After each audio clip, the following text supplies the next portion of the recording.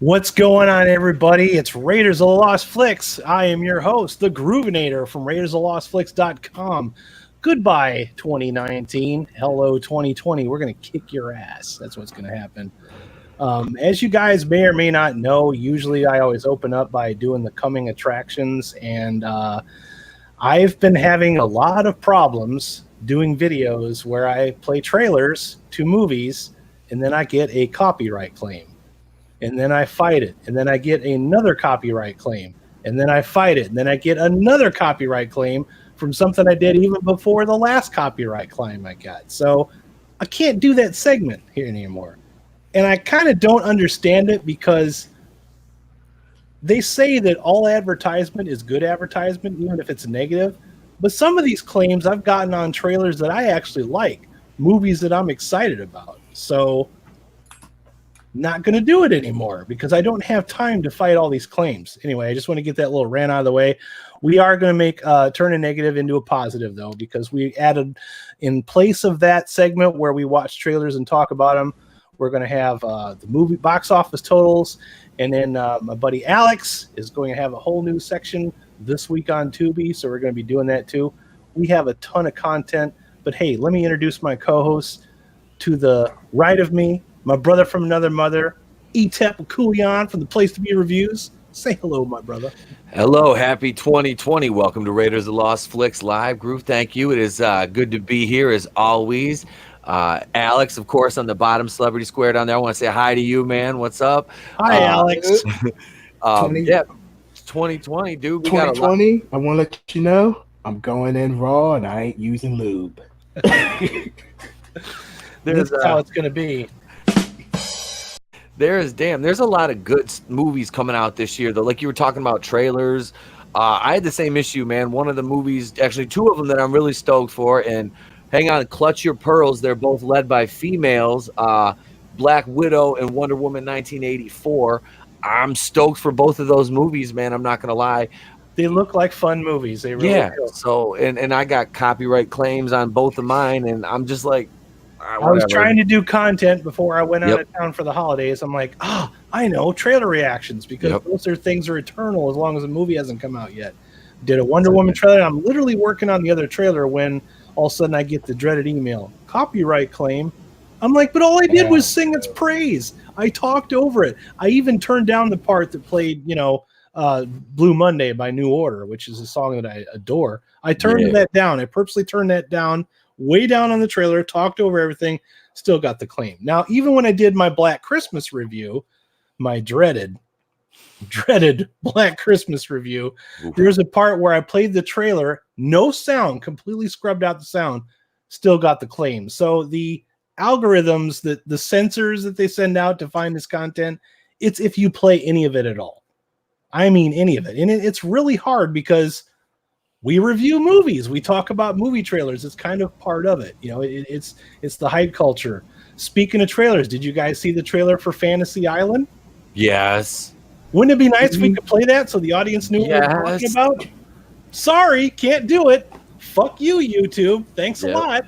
That happened with the boardroom the other night. With I played, what was it, like not even a minute of The Office. You had a 3-hour show, and towards the very end, you played a clip from a TV show that's been canceled for how long now? Oh, it's been off the air since 2013. That they play on Netflix. You played a little clip of it just to show so people knew a joke that we were talking about. And you had to go in, you had it canceled to where nobody could see the video. Yep. And then you had to go and download the video, edit that little piece out, that little 13-second clip that you played, and then re-upload again just so that we could have content and have people leaving comments and like. Yeah, man, there's four of us on that show. I'm not gonna let that all 3 hours worth of work go away. So I had it. It was listed as private. I could play it and I screen recorded and just re-uploaded it. So seriously though, YouTube, suck it, YouTube. For real, YouTube. Hello, is this thing on? Yeah. It's free advertisement, for fuck's sakes. It's free advertisement. I'm talking to 356 people about your movie. What do you care if we like it or not, if we're excited? We're still talking about it. It's free advertisement. You put these things out into the world, and you don't let us talk about them on our channels or show them. It's stupid. Anyway, just had to get that off my chest. now we can move forward with 2020. We're out with the bad stuff, in with the good stuff. Woosah. Woosah. Goose Rabba. Goose Rabba. First person to comment that gets that reference, you get a free puppy. So, anyways, so before we get into the hey, I want to say hello to Flair X. We got Linklex and we got Etep in the chat. So thank you so much for being here. As we wait for people to shuffle in, I'm not going to get right at. I saw 4 movies, so we got 4 movies to talk about tonight, and then we're also going to do our top 5 lists. We also got a Netflix series to talk about. Yes, sir. So enough for the foreplay. Let's just get right into it. Pete, show us the box office totals, brother. And I want to say this real quick because one of the videos you made the other day, you talked about Steven Dorff, and a video I made that fucking nobody watched except for my regulars. Yep, I watched it, man. For everybody that gave me a thumbs up, but I went from like 88 views on my video about Ricky Gervais to like 7 views on Steven Dorff. I'm like, okay, nobody loves Steven Dorff. All right, fucking messengers. Got it. No problem. I was just going to say Steven Dorff videos. His new show, Deputy, that premiered the other night. I actually watched the premiere. I haven't got to watch episode 2 from last night, but I thought it was good. It was a little heavy-handed, and me and Flair X were talking about this. They started right out with an immigration deal on it. Like it went right into it. Maybe what it is. Maybe so like my immediate reaction was to roll my eyes, and my wife was like, "Really?" I said, "Oh, fuck this." And seriously, so I sat there for like about 5. I'm like, I'm gonna give this another 5-10 minutes, and I'm like, okay, and I like him, so I gave it, and it was I'll give it overall. The first episode was good, so I like Steven Dorff, and I would be happy to see him come back and play Deacon Frost. I thought he was a really interesting villain in Blade, because it's like he's like this, kind of Euro trash, spoiled rotten, entitled asshole, and it worked for him. I loved his attitude because I love villains that are funny, all right, and he was one of them. He's like, oh, let me guess. Goes like here, catch the shit in there. Shut the fuck up. I just love that fucking line, dude, every time. Yeah. He called out the bullshit of traditional vampires. Doing that type great. Deacon Frost was great, man. So I was like, I guess I was like in kind of a 90s mindset, like on a 90s nostalgia trip when I made that video. Because originally I was going to do a video about the joys of dumpuary and dumpuary movies. And then as soon as I heard that little nugget of stuff about Steven Dorff from Kevin King, who's a friend of mine on Facebook, he posted that. I'm like, oh, I got to talk about this. I get excited about Blade stuff. So, but I probably won't be doing too much more stuff about Steven Dorff. I mean, hey, I answer to my fans. If they're not digging it, I'm not going to talk about it. So I did 3. Steven Dorff just needs that one role to bring him back. I did 3 damn videos yesterday, and I'm still waiting for one of them to take off. Yeah, it's YouTube's a strange bird like that. It really is. It's like I was saying. You can't take any time off. You take more than like 2 or 3 days, you will pay for it. I took 2 weeks. I even made content before I left. Still wasn't good enough. So it is what it is, man. I knew it was going to happen. I'm not gonna cry about it. No sense crying over spilt milk. No. Speaking of dumpuary, as I get ready to get my screen share set up here, that's isn't that when Birds of Prey comes out? Oh yeah, that's a good time to release that shit show. Yeah, that's happening. that is a great time to release that. You know what though? Yeah. Y'all seen that trailer? I like the trailer. I do. The second trailer was a little bit better. Yeah, I was thinking so because it's just something about Margot Robbie with that fake New York accent is hot to me for some reason. It's still bad though. That trailer was still bad. It's Mr. J. I'm no longer with Mr. J. I don't know. I love they killed Jared Leto off screen. Yeah. It's kind of funny, isn't it? Yeah. And I feel like normally I'd be like, oh, he's coming back. I was like, I don't think they're bringing him back. At least if anybody asked to be killed off screen, it's definitely Jared Leto. Yep. Just saying. And that's when he does come back. It's gonna be Joaquin. I'll go on record with saying that. I don't care. Well, he's got Morbius is coming out in July, so he's got that to. July? Yeah, that's coming out July 31st. Give me a trailer.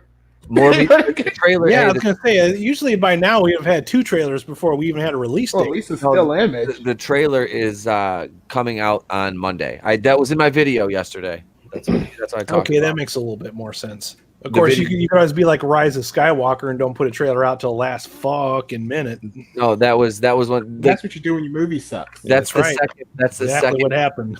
The second damn Morbius video I've done. All right, and nothing. Like my other ones are still they're doing okay. Like the Morbius one is, and I put in fucking work on these. But anyway, here we are right here, the box office for the 3rd to the 5th. We'll bounce back to the dailies, but I want to hit you with this is the last weekend. Unless we want to go, we'll just kind of gloss over these real quick. 1 through 10. Rise of Skywalker. Jumanji. That's all right. Jumanji, the next level, number 2.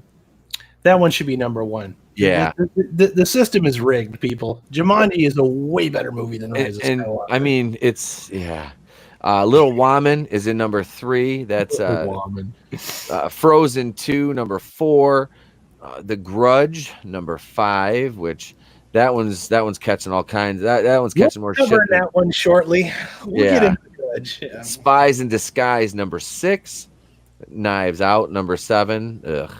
Uncut Gems, number 8. Be reviewing that one today as well. Bombshell, number 9. And Gatos, number 10. Sadly, I still have not seen Gatos. I want to watch it, dude. I do too. I want to. Morbid curiosity. I would like to. I want to see it. That's I it. do. I'm weird. Cool. I like bad movies. All right. So here's the dailies for today. All right, January 9th. Let's see, right here, Thursday. So right here. Rise of Skywalker. Wow, is that serious? Daily? Wow, 2 million. I'm taking $2 million today. 2,100,000. Ah, fuck you. Sorry, I clicked that by accident. That's fine. I was like, what did I say? Look, Little Woman, number 2. Little Woman celebrating the number 2 spot today. 1.3 million. Jumanji, the next level, slips to number 3. Bitch, are you for real? I am for real. 1.2. Let's see. Roundhead's Piece of Crap is in at number 4 at 700. I'm sorry, I can't handle Ryan anything he does maturely. Lace us out, Dan Marino. I can't handle anything he does like an adult.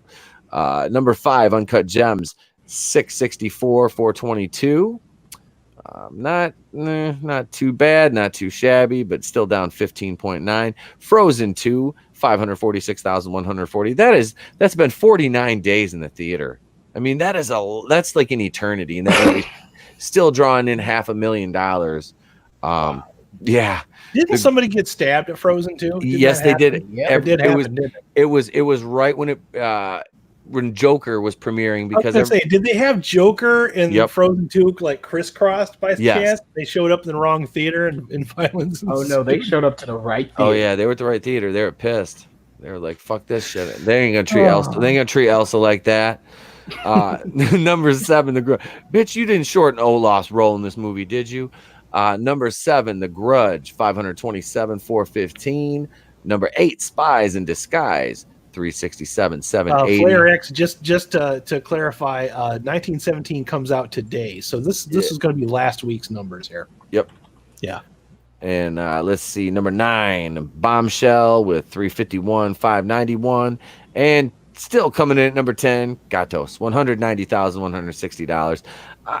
Let's look at this here, okay? This was a $95 million budget, and worldwide right now we're sitting at $55,139,425. That is hurting for a squirting, ladies and gentlemen. That is what we call right there taking the one-way ticket to Pound Town with no. On the bright side, it beat Charlie's Angels. It did.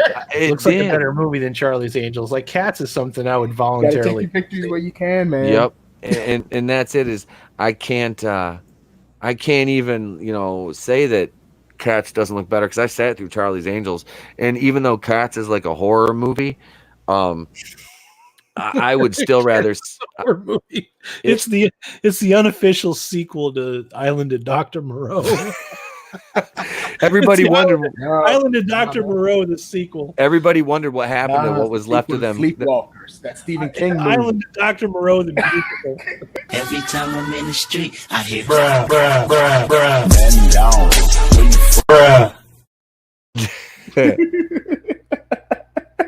That never gets old. Never ever. Oh shit. So yeah, I mean, if you look down the list here after that, you still got Ford versus Ferrari, Parasite, and if you look down here, where's it at? Oh yeah, number 24, 98 days in, Joker. Still made 11 grand today.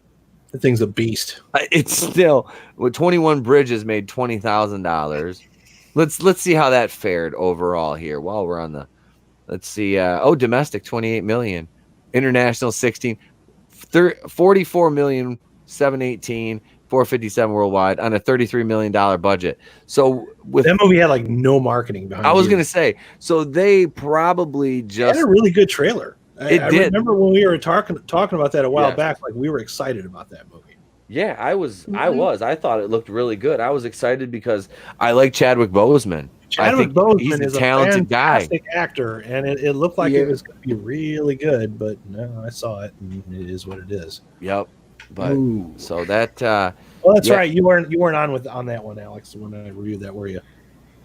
No, I don't think I was, but still, I was kind of curious about that movie. It was very disappointing. It delivered on none of the promise that the trailer delivered. None of it.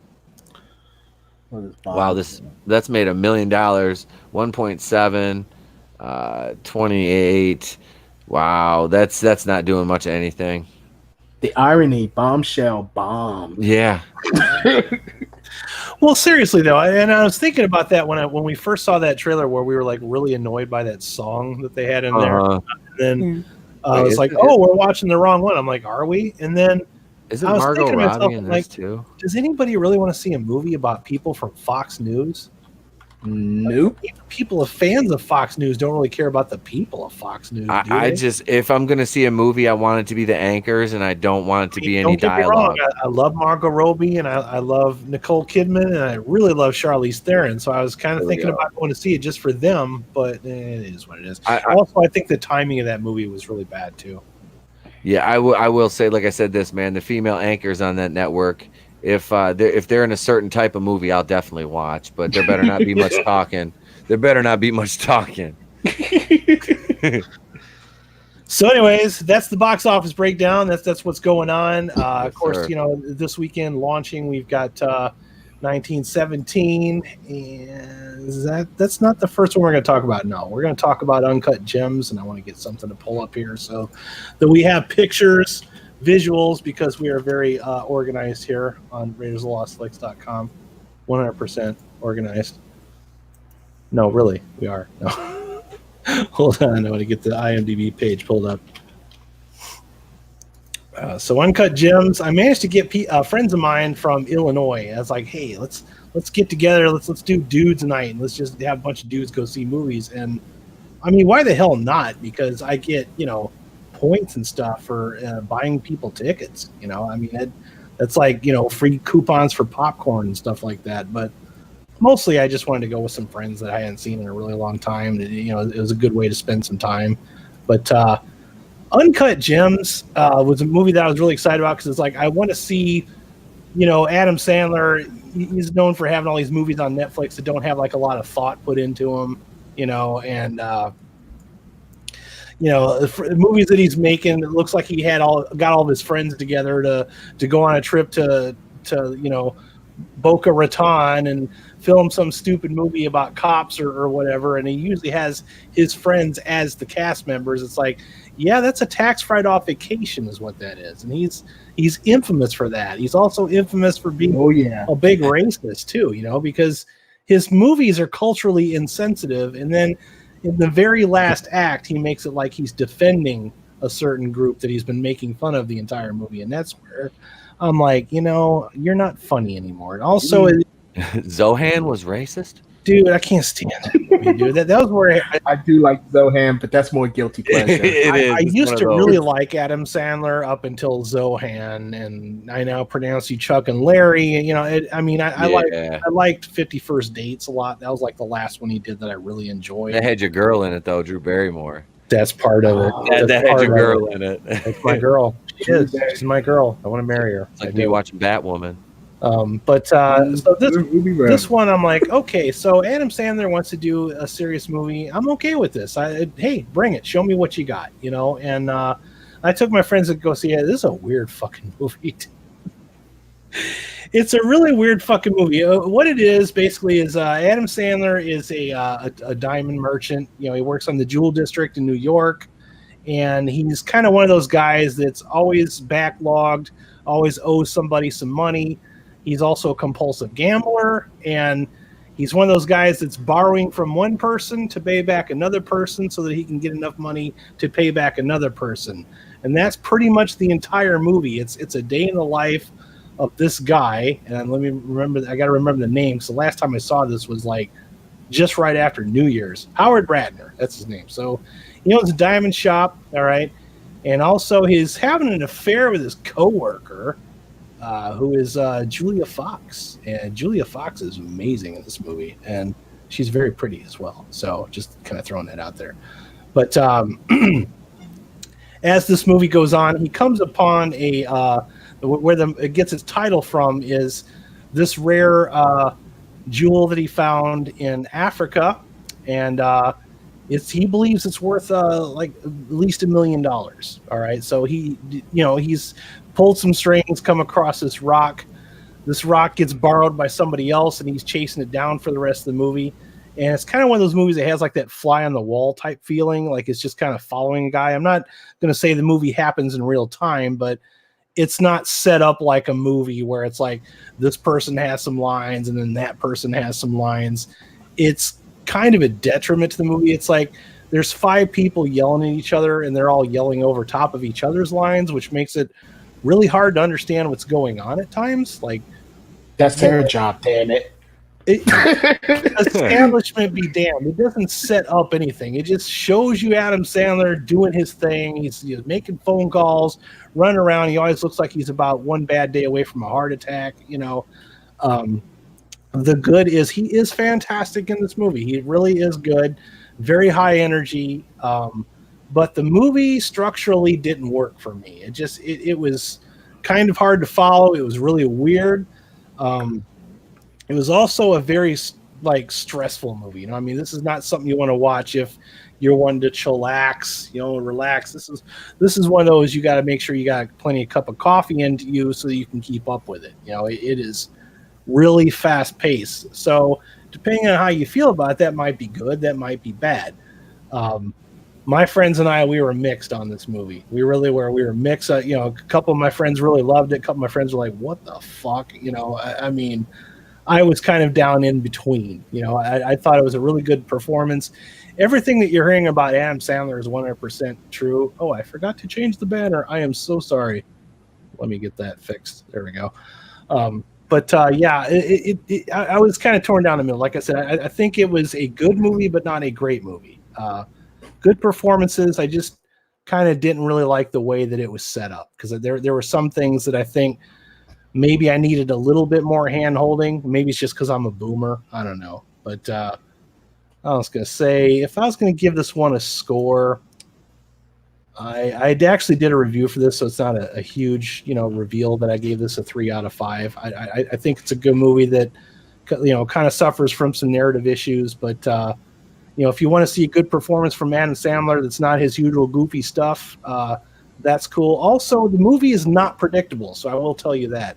That's good. You won't see what's coming. It's like you'll think you know what's going to happen, and then you'll be surprised. You'll be pleasantly surprised. But is it worth a look? Absolutely. I would say that this is worth going out to go see, especially go with some people. It's a good conversation movie. You know what I mean? Like, you want to sit around and hash out what you liked or didn't like about it. I've enjoyed talking about this movie for sure. Does it, show up on my best list of 2019? Not necessarily, no. But do I feel that Adam Sandler deserves an Oscar nomination for this? Yes, I do. I'm proud to say that I live in a world where Adam Sandler is going to be nominated for an Oscar. Can you believe that? Cher's got one. Just marinate in that for a second. Adam Sandler for the Oscar. Will he win it? Oh, probably not. But I mean, it's fair that he should at least get the nomination, though. So, but yeah, if you want to see the rest of my Uncut Gems review, just go to RaidersLostFlix.com. It is at the top of the page. Click on it. You can read my more detailed report about it, about the performances, the way that it's set up. It's kind of an old movie, so I don't want to spend too much time on it. So we're going to get into our next show, which is Alex is going to review Dracula. Okay, let me get myself. All right. Okay, Netflix's Dracula, which I believe actually came out a few days before the Netflix thing on BBC. It's a 3-part miniseries. It's kind of I don't want to say reimagined, because to be honest, there's been so many Dracula movies. Only 2 of them have ever come. I've lost track. The only person I know that's been able to keep up with all the Dracula movies is the Angry Video Game Nerd. Which I used to as a rabbit. Like, yeah, only 2 of them. So anyway, yeah. Coolio was in a Dracula movie one time. Shit. He was, wasn't he? We don't. Dracula. We don't bring 3000. Yeah, Dracula 3000. So was that something we don't talk about? Congratulations. I just thought of the one Dracula thing that pissed me off more than this one. Dracula. Anyway. Okay. No. Here's the thing. I'm actually going to be nice to it. I thought the first 2 episodes were really good. This Dracula was played up. He was more charming, but he wasn't romantic. He was played up like Dracula was in the original books, because Dracula is not a romantic character. He's not. That's just something that happened once the later 70 remake came, and then later on as, he wants people's wives. He's trying to steal your girlfriend. Novel Dracula does not care at all. Like, he has 3 brides. Everyone brings up, he got 3 brides. Yeah, and he treats them like shit. He's definitely got a little bit of that Christopher Lee look to him, though. Yeah. Like, he plays up more like a horror movie monster, but I would say he probably got a little bit more charm than Christopher. Christopher Lee is a good Dracula, but Christopher Lee just played him straight up like he's a monster. This Dracula will charm you, he'll be sweet to you, but then he will just slaughter you. Like, he rips people's heads off. He just brutal. And then at one point while I was watching this, I was like, okay, well, there's Jonathan Harker, there's Dracula, there's me, and I was like, where's Van Helsing at? And they just keep pointing to this one nun chick. Okay. And then I come to find out her name is Agatha Van Helsing. Now, hold up now. You probably think to yourself, oh, they went woke. No, this lady is actually pretty good as Van Helsing. She's probably, her and Dracula are like the best characters in this thing. They're awesome. So it's just basically this one nun taking on Dracula. And she still plays it with the, Van Helsing's kind of eccentric. So she still plays it like that. She's the eccentric nun. The other nuns look at her like she crazy. So at first, hold on. So Van Helsing's a nun now? Van Helsing's a chick. It's a nun. But she is cool. All right. She is a cool character. So at first, you think it starts off like a regular Dracula movie. Jonathan Harker shows up. You know the thing. You've seen the movies. You read the book. Although the twist is, Jonathan Harker gets killed. He gets turned into a vampire. And you find out, okay, Jonathan Harker has been in this not missionary. He's been in like this little, missionary, where the nuns are at. They're protecting him. But he's not quite a vampire yet, but he's kind of a ghoul. Dracula shows up. And he's trying to get in, but the nuns won't let him in. He has to be invited. He eventually tricks Van Harker into letting him in because he can still control him. And when he gets inside this missionary, he fucks the nuns up. Like, straight up, I don't know how this thing wasn't TVMA. Like, he decapitates one nun. He has nuns eaten by wolves. Jesus. Like, he is brutal. He is brutal. He is a monster. I was gonna say, isn't the whole not quite a vampire thing yet? Isn't that supposed to be Renfield? Renfield, yeah. Well, Christopher Renfield. kind of, but I think in the book, I think Renfield's just simply crazy. But yeah, they kind of gave it to Harker. I've seen the versions where he's kind of a little bit, or I've seen some where he's like, in the book, it is Harker he's who a vampire. Yeah, in the book, it is Harker who goes to visit Dracula, not Renfield. So at this point now, it's not like Dracula anymore, to an extent. I'm still in the first episode. It's basically Dracula and nuns. Van Helsing gets Mina, who showed up there too, because she was trying to get her man back, but Dracula gets through. I ain't gonna spoil how. This one is actually kind of pretty neat. I'll let that's how episode 1 ends. He gets through and he gets Mina and Van Helsing. So now episode 2 is now the famous boat trip. If you read the novels and know how he gets on the boat and he kills everyone. This time the whole episode is centered on that, which turns it into a murder mystery, and it's actually kind of awesome. Yeah, you get to know these characters. A little Agatha Christie thing going on there. Yeah. Mm-hmm. And you get to meet the characters on it. Now, there's one character who is, they don't say it, but he's clearly gay. He's the gay black guy. Like, he's supposed to be like Stephen Moffat directed this, right?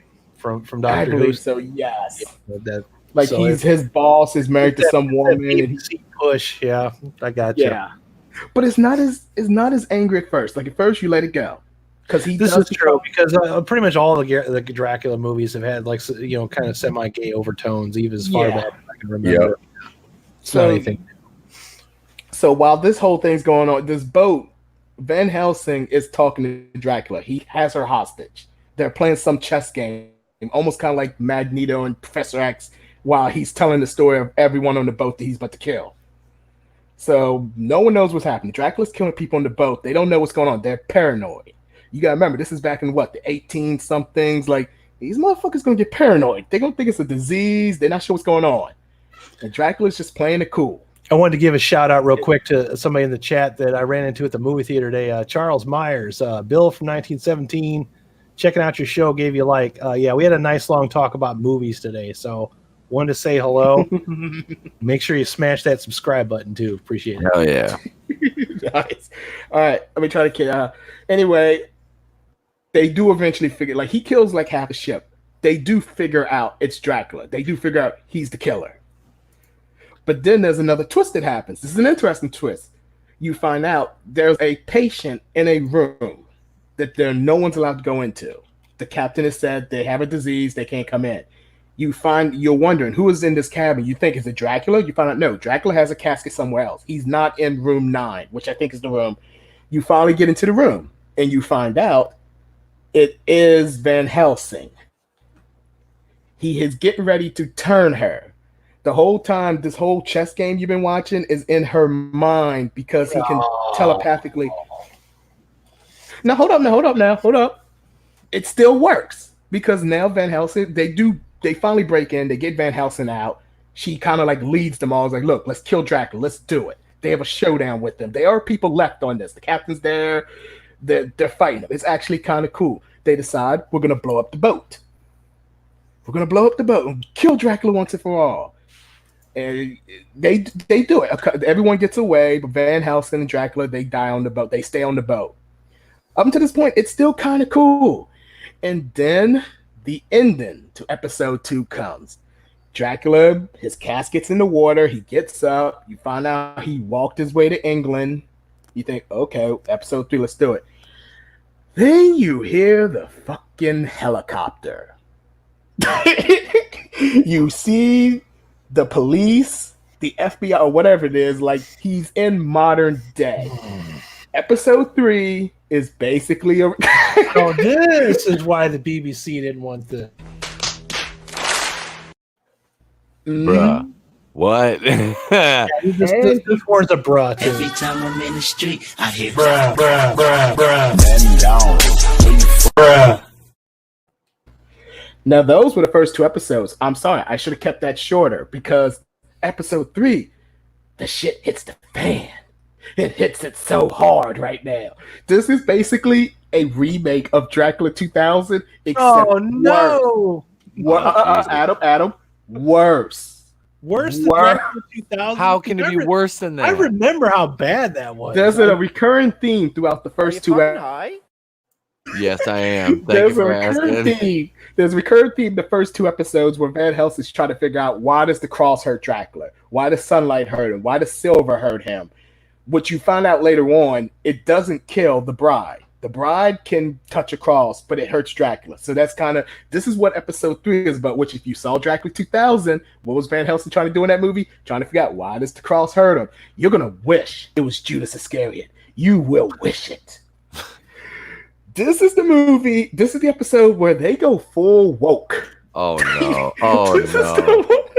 And you gotta realize that we don't spoil stuff on RaidersOfTheLostFlix.com unless it's really bad, and we're warning you not to watch it. That's why That's why we're doing this now. The first two are you great. From yourselves. Watch the first 2 episodes. Skip episode 3. I still recommend the first 2 episodes. So they capture Dracula. There's like some foundation. They don't really explain. Let's just call him Shield. The Shield. Dracula gets released because he has a lawyer, and there's something about Vamp Lives Matter. Oh, fuck. Are you kidding me, dude? Oh, this doesn't last long. It doesn't last long. This only exists all over again. This only exists so Dracula can get out and start killing people again. Out. Because, like, well, wait, we can't let him out. He's a vampire. Well, vampire lives matter too. You gotta let him out. You gotta let him out. You're holding him hostage. I was over here hanging myself like a Carradine with my goddamn headphone wire. Oh, but wait, there's more. You now meet Lucy, which if you read the books and, you know, the victim Dracula kills. About Lucy, yeah. So now we meet Dr. Seward and Lucy. You meet Lucy is basically Paris Hilton. Like she's Fuck this shit, I'm out. And Dr. Seward is in the friend zone trying to get out. So she's getting ready to marry. Okay, I'm gonna try to speed this up, I promise. Okay. Quincy Morris, you do meet Quincy Morris, who is one of the sweet suitors of Lucy. Which is kind of weird that he shows up in this because Quincy Morris gets no love despite being the guy who kills Dracula in the novels. Contrary to people think, it's not Van Helsing. It's Quincy Morris, who is a Texan. You know, he's a Texan. He does it with a Bowie knife, okay? He's America. In this one, he's basically the situation from the Jersey Shore. And he has a brief cameo. He's basically a cameo. He does not figure into the plot at all. So anyway, Van Helsing's descendant, who is played by the same actress, now has to stop Dracula. She drinks his blood because, find out, I won't reveal it, but she has to drink his blood to try to stop him. She meets up in his building. They kill Lucy. You get the gist. They're in his mansion because now, I don't know. Okay. This is the end. This is the end because this is where it gets stupid.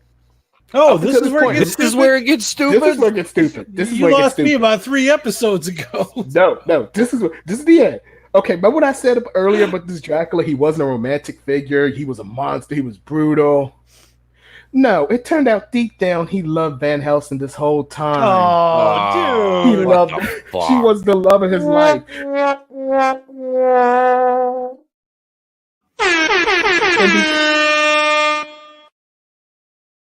Okay, and because Dracula drank the first Van Helsing's blood, her spirit is kind of in him.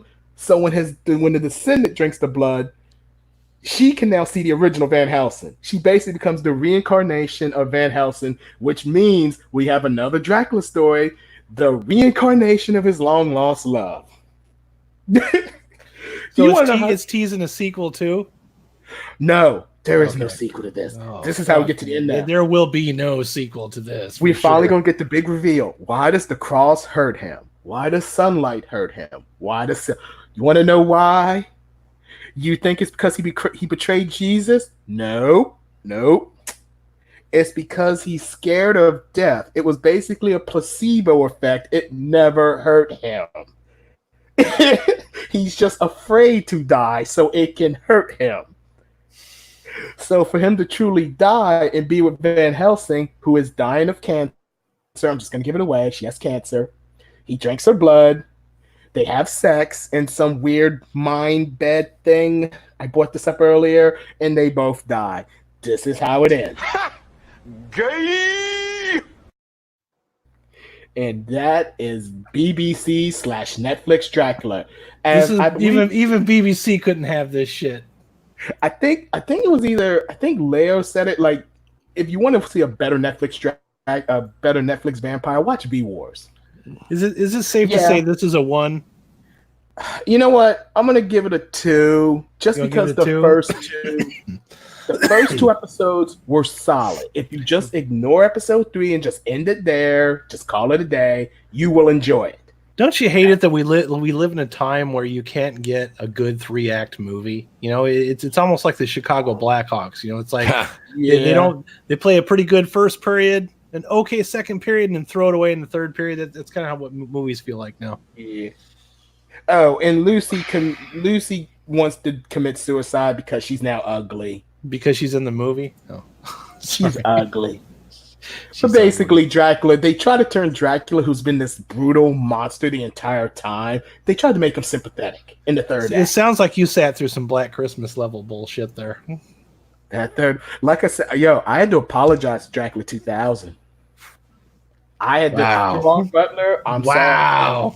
At least that one had Erica Laniak in it. Mm-hmm. Her fine ass. Judas Iscariot makes better sense than, oh, it's a placebo effect. The cross doesn't really hurt me. There were placebos. The gazebos. They were bullshit. Placebos was the twist.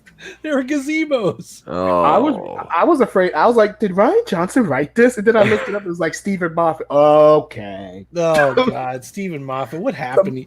My recommendation, yes, I would still tell you, watch the first 2. You can end it after episode 2. It ends. That's the beauty of Netflix. You can stop it where the movie should be good. Yeah. You'll just be like, fine, he's on modern day, whatever, call it a day and just move on. I think this explains why there was absolutely no you know what's going on right now, dude? This is all the woke stuff. Like Hollywood and everybody's realizing that they can't do this anymore. But all these things have been made, so where do you dump them now? Who's going to watch them? Right in the public? Yeah. You know, it's like I know, we'll dump it in Netflix in the middle of Dumpuary. Nobody will be any wiser. Yeah. You know, at first I thought maybe it's just me. Maybe I'm just wrong. You know, I start looking on YouTube, Netflix, BBC, and everything that comes up. Episode 3 sucks. Episode 3 killed it. Episode 3, great show until episode. Just go type BBC or Netflix. Sometimes Dracula you just want to know that your feelings are validated. Like somebody else. It's not even people saying, "Oh, the whole thing sucks." Everyone seems to be saying what I'm saying. The first 2 were magnificent. They were great. Episode 3 just kind of last. Ouch. That's fucking hurt. That's painful. They tried to drive the General Lee off the cliff, and right when it's doing that, it just dropped. General Lee. That's a good reference. Oh, them Duke God. boys better start flying. Them Duke boys. No need to burn the them Duke boys better grow some wings or start flapping their arms. Now you know them Duke boys.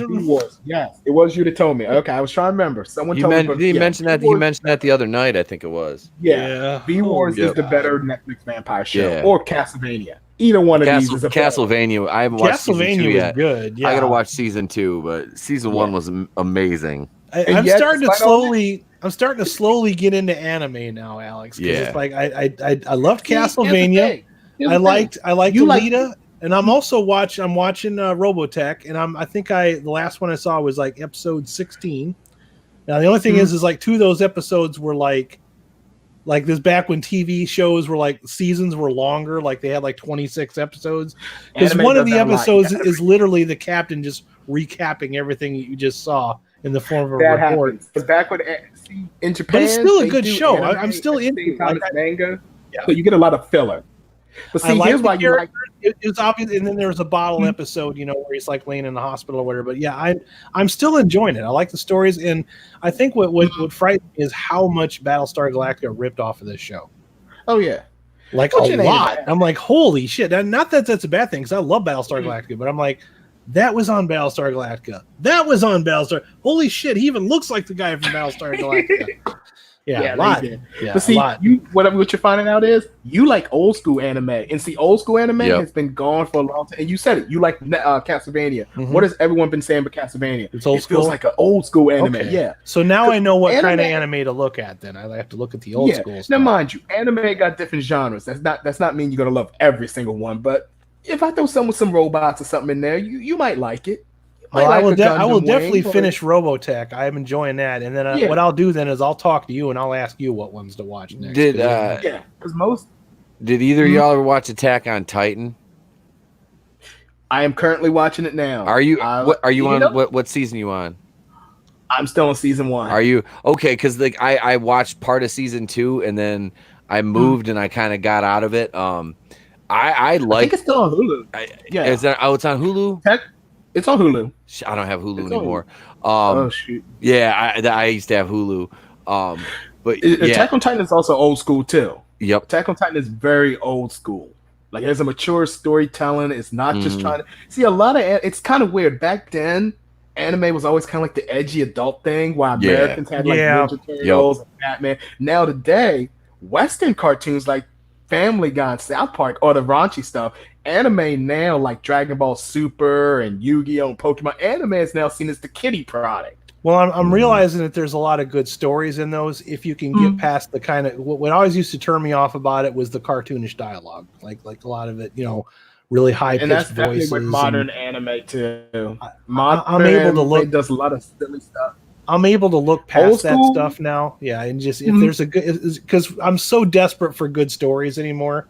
I'll go back and watch some old bullshit. I don't care if I know there's some old bullshit that was good, I will better than what's out now. I'll watch it. I don't give up. I will recommend, and I don't think it's long. I don't know if you'll like it or not, but I'll take a chance.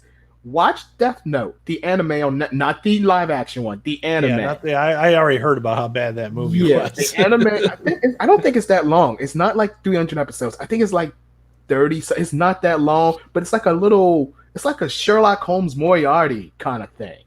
But what got me thinking about it was I don't want to turn this into an anime stream, but what got me thinking about it was the fact that Alita, like people that liked the manga and the cartoon, like the movie. So like Alita's technically the first anime movie, the first old school anime that's been made into a movie that people actually enjoy. That's like been a relative success. So if that's possible, hey, let's take some of these old school animes and make those.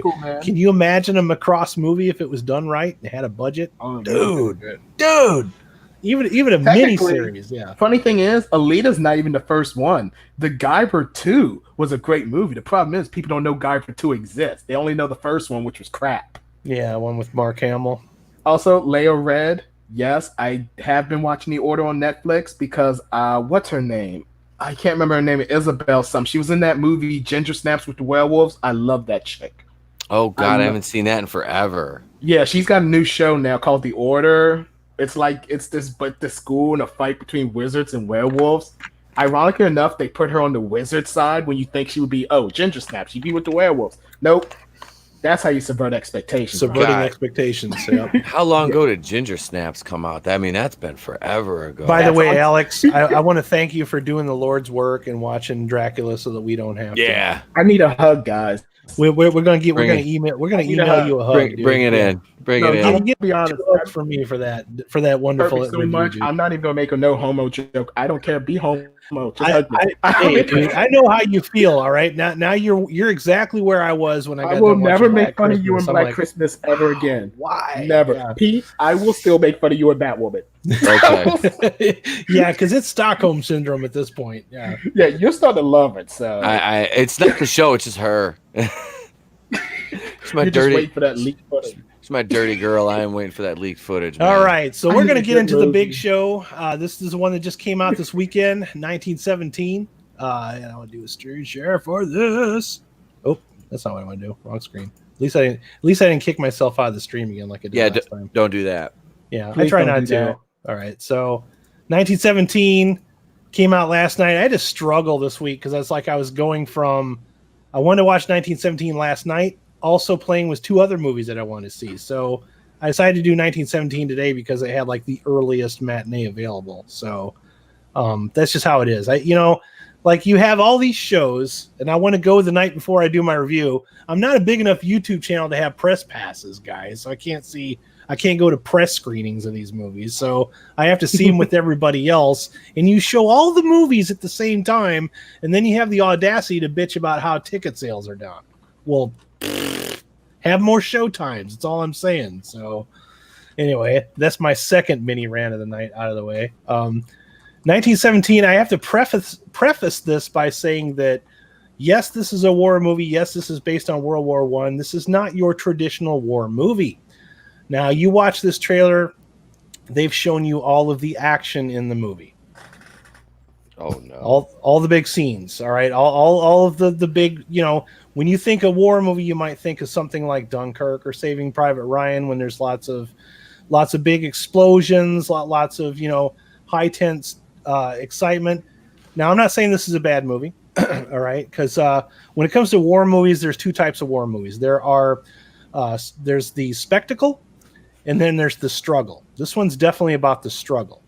And by struggle, I mean that these two guys that are in this movie, I didn't get their names, so I don't remember, because the entire cast of this movie are British. Lance Corporal Blake and Lance Corporal Schofield. So Blake and Schofield are tasked with a mission. They're in France. I believe this is France. Yeah, on the World War I, where no man's land is. Okay, and they've been tasked by a general. All communications have been severed by the Germans. Germans have left the nests on the other side of the battlefield. They push back. They believe that they're having a retreat, but what they find out is that, and this is not a spoiler because this is setting up the entire movie, it's not actually a retreat. The Germans have pulled back, wanting the Allies to think that it's a retreat. But what they're really doing is they're setting up a trap. They've got other forces on the other side of the battlefield in higher numbers waiting to ambush them. But because the communication has been severed, these two guys have been tasked to go find the forces that are on the other side of the battlefield and stop them from doing an invasion, because they're going to get ambushed. So these guys have to stop this assault from happening, or else 1,600 men are going to die. So these people don't have a whole lot of supplies. They're given just a little bit of stuff, and the rest of the movie is following these two on their mission. That is the movie. So this trailer can be misleading because it shows you all of the highest exciting moments of the movie, when really this movie plays out more like an art film than a war movie, your traditional war movie. I would not say this is like Dunkirk or Saving Private Ryan at all. It is kind of like Saving Private Ryan, and where there's a similar mission structure. It's not so much about the big battle. It's about the small assignment and completing that. I did think this was a very good movie, though. It's directed by Sam Mendes. This is the same guy that did Skyfall and Spectre. If you've seen Spectre, you saw that one big continuous Mexico City parade shot at the beginning. This entire movie shot in that style, to where you're following these two guys and you, honest to God, cannot tell where the camera is. It baffles my. I know it's studio trickery that does this, but you'll see some guys and then it'll pan around and there's nobody there and nobody on the other side, and you're thinking, where the hell is the camera? I mean, when you watch a lot of movies, you think about stuff like this, but it was good the way it's set up. You always understand what's going on, but a lot of the things that you see in this movie are things that you don't see in traditional war movies. Like, I don't want to give too much away, but just like mundane things, conversations between people. Now that's not saying that there's no excitement in the movie. They do get into tense situations, but I would classify this movie as more of a slow burn than a high impact action movie. This is not about the spectacle. It's not about the special effects. It's more or less, it's about the struggle of these two guys and what they have to go through to get this mission accomplished. They don't have a lot of help. They don't have a lot of supplies. They don't have any intel. All right. This is World War I. They don't have cell phones. They don't have any of that kind of, there's no way to get any information from anybody, and there's no way to receive information. So they have to understand what might be happening on the other side. Who is that moving around the dark? There are some massively beautiful shots in this movie that are set up like horror movies. scenes where it's like dark, but just slightly lit by a fire, like there'd be like maybe a war-torn city and then there's just like some fire flickering in the background to just kind of illuminate the scene a little bit. Absolutely breathtaking, the scenes in this movie. These two actors, I don't know them. I can't say that I've seen them in anything else, but there are a lot of high-profile British actors that have cameos in this movie. So I don't want to tell you who they are because I'll be ruining that fun as well. I do recommend that this is something to go out and go see if you like history, if you like war movies of different kinds, not just a particular type of war movie. If you're going out and expecting Saving Private Ryan or Midway or something like that, you might be disappointed. There was, I'm going to sound like a boomer when I'm saying this, but there were some younger guys in front of me that looked like they were kind of bored by it, and I think maybe they were thinking this was going to be more of like, Call of Duty or Battlefield or something. It's not that kind of a movie. It is definitely, it's an impressive movie. And actually, I believe if the credits are correct, based on true events that is told by Sam Mendes' grandfather, like he was actually in World War I. So because it said dedicated to the stories of something Mendes. I didn't catch I should have probably wrote it down before I left the theater, but absolutely breathtaking from start to finish. I was riveted by this movie. This is, because like I'm talking about Dumpuary, but then you see something like this, I'm like, yep, still on the right track. Still reminds you that good movies can be made. I can't give this thing any less than 5. I think this is definitely a marvel to see. I think it's something worth checking out. But like I said, with the caveat being that, if you're expecting more of a spectacle, you're not going to get that. This is more about the struggle. This is putting you in the thick of things with these two guys, so that you understand what it feels to be in this situation. That's what this is. There's a lot of scenes where they're just crawling through a battle that happened maybe 2 or 3 days earlier. You know what I mean? They're not in the middle of it. When you see the trailer, they show you when they're actually in the middle of stuff. But most of the film, they're coming in after the battle's already left town. The aftermath, piles of bodies, skulls crawling through the mud, in the blood and the tripwire and all that kind of stuff. You're going to spend a lot of time literally in the trenches with these two guys. The trenches look like at least the way it was filmed, looked like they go on for miles and miles and miles. Like, they'll be walking down the trench and then they run into one platoon, go farther down the trench, run into another platoon. Fantastic like that. It's very tense. Like it's tense, and then it'll slow down a minute, and then the action will start again, and then it'll slow down. But it does give you time to breathe. And if you're a fan of Sam Mendes' work, I think you'll be happy with this movie. So, yeah, definitely a 5. This is renewed my faith that good movies will come out. This is going to be talked about probably for a while. I would imagine this might get a little wind of the Oscars later in the season. Hopefully this movie doesn't get forgotten by the time the Oscars roll around again, but I would definitely throw this movie in the ring for something like that. I obviously can see right at the top of the page here that it got the Golden Globe Awards, for Best Director. But this movie come out, it says 2019, but it was just released yesterday. I think this came out overseas first, and then I saw it yesterday. But yeah, this was absolutely fantastic. It deserves every award it's going to get. And that's 1917. Nice. Yeah, that sounds like a good one. So it's definitely a grown-ups movie. That's what I would say. It's rated R, but it's not overly gory. I'll say that. But you definitely watch it to see, how hectic these things are, and just how, a lot of black and white movies, war movies are not so, understanding of, okay, this person's over there, spatial awareness. These guys are crawling around in the dark and they don't know what the hell's going on half the time, and they're doing the best they can to carry this mission out, So, but yeah, I did enjoy it very, very much.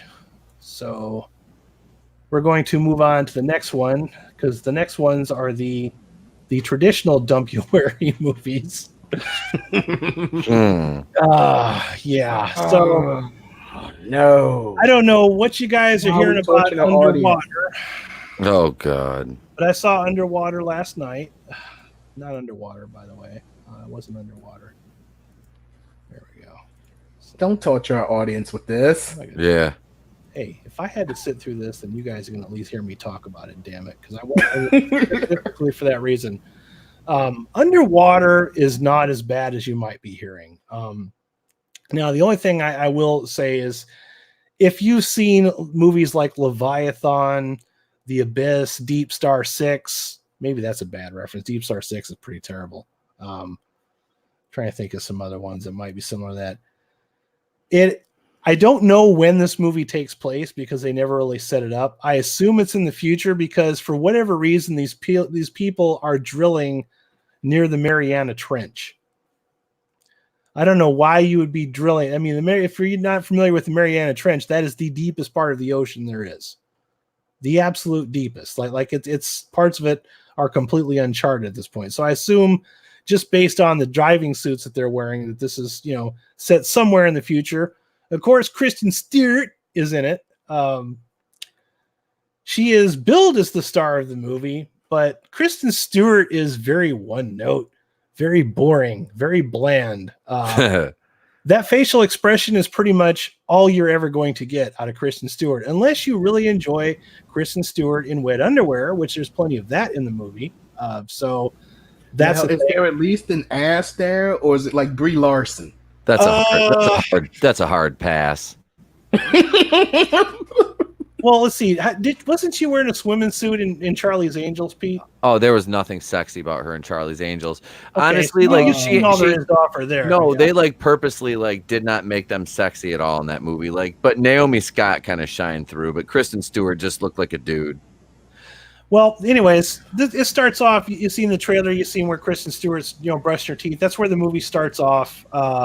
Something goes haywire. The facility, the mining facility that they're staying in, there's there's the dwelling, like the locker rooms, and then the rig is over one place, and then the shuttle's over here. It's kind of like set up similar to the Abyss, okay, in that regard. For whatever reason, where she's at, brushing her teeth, shit goes haywire. Don't really know why. That kind of unfolds as it goes, okay? It starts leaking.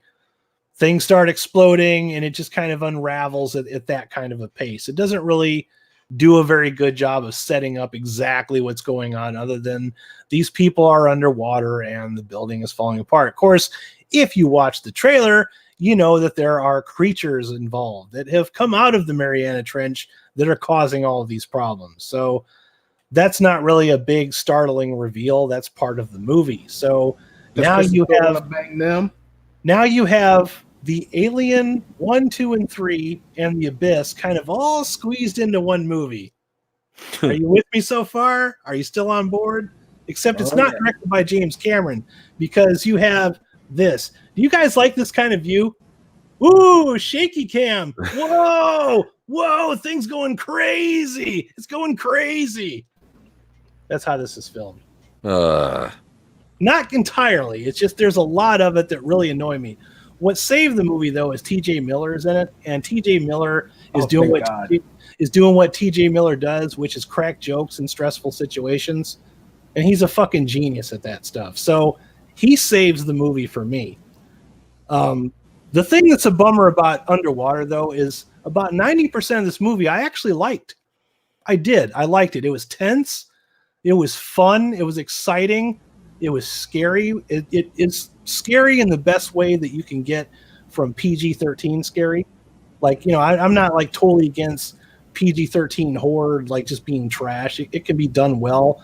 This is done well. It's done well for the rating that it's got. I think that it made it tense enough. But then again, if you've ever seen an Aliens movie, you kind of fucking see these things coming. They're not like completely original. It's like, well, they're going to do aliens. And if you're going to slowly zoom in on the dead carcass of something, it's probably going to flinch, right? Yep. Yep.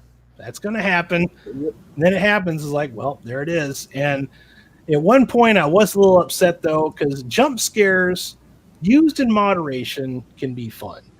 Overuse of jump scares though, when you have like 6 fucking jump scares in a row, now you're wearing me out like way too soon, You need to spread that shit out a little bit, you know?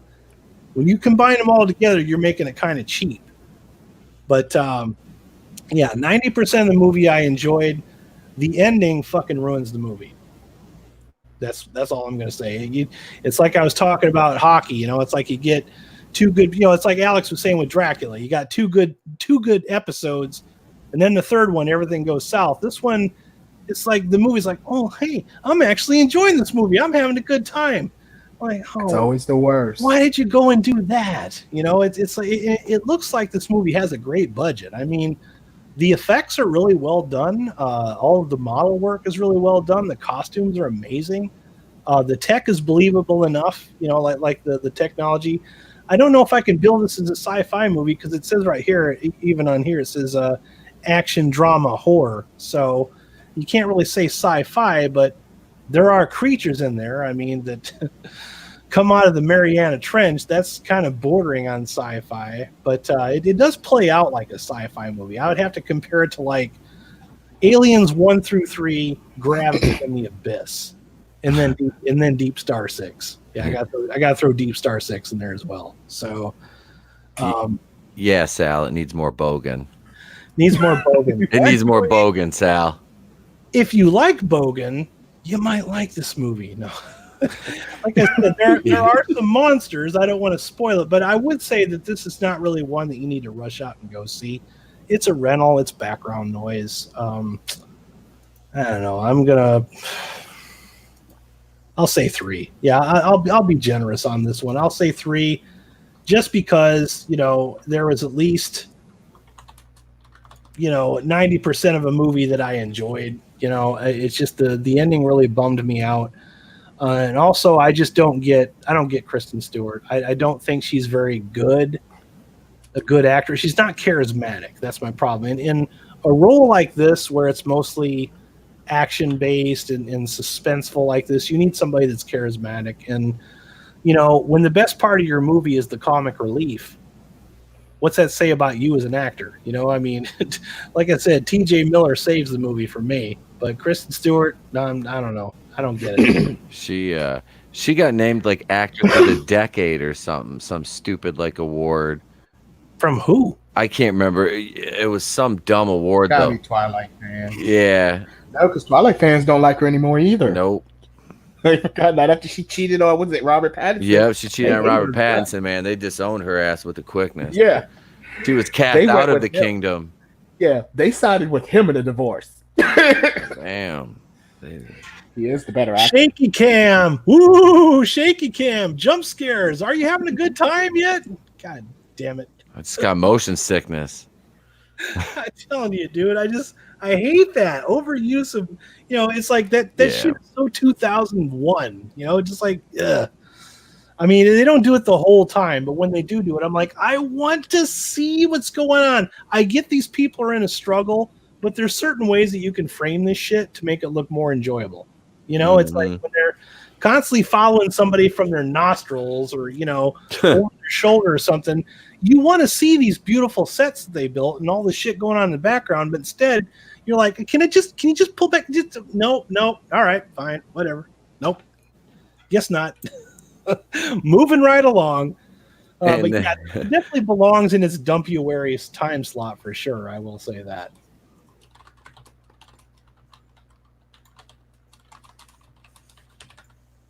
Any questions? Nothing. Did I really roll you under the bus that bad? I'm not sure. Actually, I do have a question. Yeah. I have a very important question. Is it too late to apologize to Netflix Dracula? Oh, I mean, you really do see the worst stuff. I keep thinking I want it already. But you have to understand that I actually enjoy bad movies. So I'm always looking for the diamond in the rough. Like, you know, for example... This ain't funny bad. This makes it sound like it's bad. Yeah. No, it's mostly a good movie. It's just that the last act bugs me. And then there's just certain things that I wish they would have done a little bit better. Because like I said, I enjoyed a good chunk of the movie. The acting was really weak. The story was not very easy to I mean, it's not that there's a lot of story there to begin with, but could you at least told me what year it is and why they're in the Mariana Trench? It's like they open Some up frame of reference. something to hang on, because I think what they did is they opened up on like these little articles, and you're like, I'm supposed to read that, and I can't read that fast. Maybe it's just because I'm a fucking boomer. I don't know, but it's like, could you have at least give me just a little bit of extra hand holding? Because it's like we live in this time where we either get so much exposition it's insulting, or we get nothing. This is one of those ones where I get nothing, and by the end of the movie I felt nothing other than wow, I just wasted 2 hours that I could have been spent watching 1917. God damn it. Leo Red said they should have used underwater lens flares. It might have helped. I mean, I'm trying not to give too much away, but there's some scenes where I'm like, oh, that could have been really great if I could have just fucking seen what was going on. Because it's like, you obviously spent the money on the CG. Show me some of it. Don't have everything be in the dark. Don't give me the shaky cam shit. I just want to see what's going on. It gets frustrating. There's nothing more frustrating than a movie that's mostly good but then gets bad to where it's like you're mad when you're done with it. This is one of those movies. I left angry because I enjoyed most of it. I did. It's like I probably should have got up and walked out before the third act. See, loved it. That is worse, right? It is worse. It really is when you think about it. In the beginning, you feel like you lost nothing. You lost. I mean, nothing. I'm only giving it the 3 stars because of 90% of good movie. It's like, oh, you had it, movie, but you just couldn't carry it over the finish line. Sorry. It had to trip over its own feet, fall on its face, swallow its gum. Kind of, yeah. There's a lot of water swallowing and it's Kristen Stewart. There's a lot of swallowing going on. I mean, if you like Kristen Stewart in her underwear, I guess there's that. But most of the time she's in that diving suit, so she has no charisma. I was gonna say she's a none. plank. She's a plank really as far as is. her acting goes. There's nothing there. I think she's probably in the same category as Brie Larson. Yeah. Really, I don't understand these mumblecore actors. Larson's a better actress. Yeah, she is. Brie occasionally, when she wants to, can be a decent actress. I think that Kristen Stewart wants to be Brie Larson, but she's not going to be cracking that level until she gets in some better movies. If I was Kristen Stewart's agent, I'd be firing my agent. That's all I'm saying. Problem is, she's been in good movies and she still sucks in those. I think that's what it is. She was in Panic Room. This movie could have been better if they would have just changed the ending. Honestly, the ending just sucks and it ruined the movie for me. If they would have, it's like there must not have been any test screenings for this or anything, because I can't imagine any other test screening where this would have been good or better, I should say. Anyways, as we're moving on plowing through our dumpuary list. Everybody's already heard about The Grudge, I'm sure. This one's kind of old news, but hey, if I took the time to watch the damn thing, I'm at least going to talk about it a little bit. Because I do feel like The Grudge is getting a little bit more hate than it deserves. Because this movie feels like a Netflix original or Amazon Prime original series that they hacked up into a 2-hour movie. Ugh. Or what's the runtime? 1 hour and 34 minutes? Ooh, really? Yeah. It feels like it needed to be, because what's going on in The Grudge, if you watch the original Grudge and just set the premise up for it, it's you go into a house that's haunted, but the haunting stays with you once you leave the house. That's the big difference with The Grudge. It's something that's so evil it never leaves you until you're dead. So the only way you can get rid of the Grudge is to kill yourself. So everything that this it's a curse, basically. It's the Ju-on, the Grudge. It's something that once it haunts you, it's with you for the rest of your life. You can never get rid of it, which is a scary premise. And the 2004 Sam Raimi Grudge that came out, I like that movie. I do. I still do. I know it's horribly dated, but it scared the shit out of me. It really did. It's one of the last ones I saw that I thought, at the time anyway, at least when it came out, was refreshingly original. It gave me the willies. So I went into this with really low expectations because I heard it was really bad. But I think what makes me angry about this one is there's the skeleton of a movie that's good. Like, there's some good ideas. It's just executed poorly. It's like a Cadillac with square wheels. It's like the machine's built well. It's got a nice coat of paint.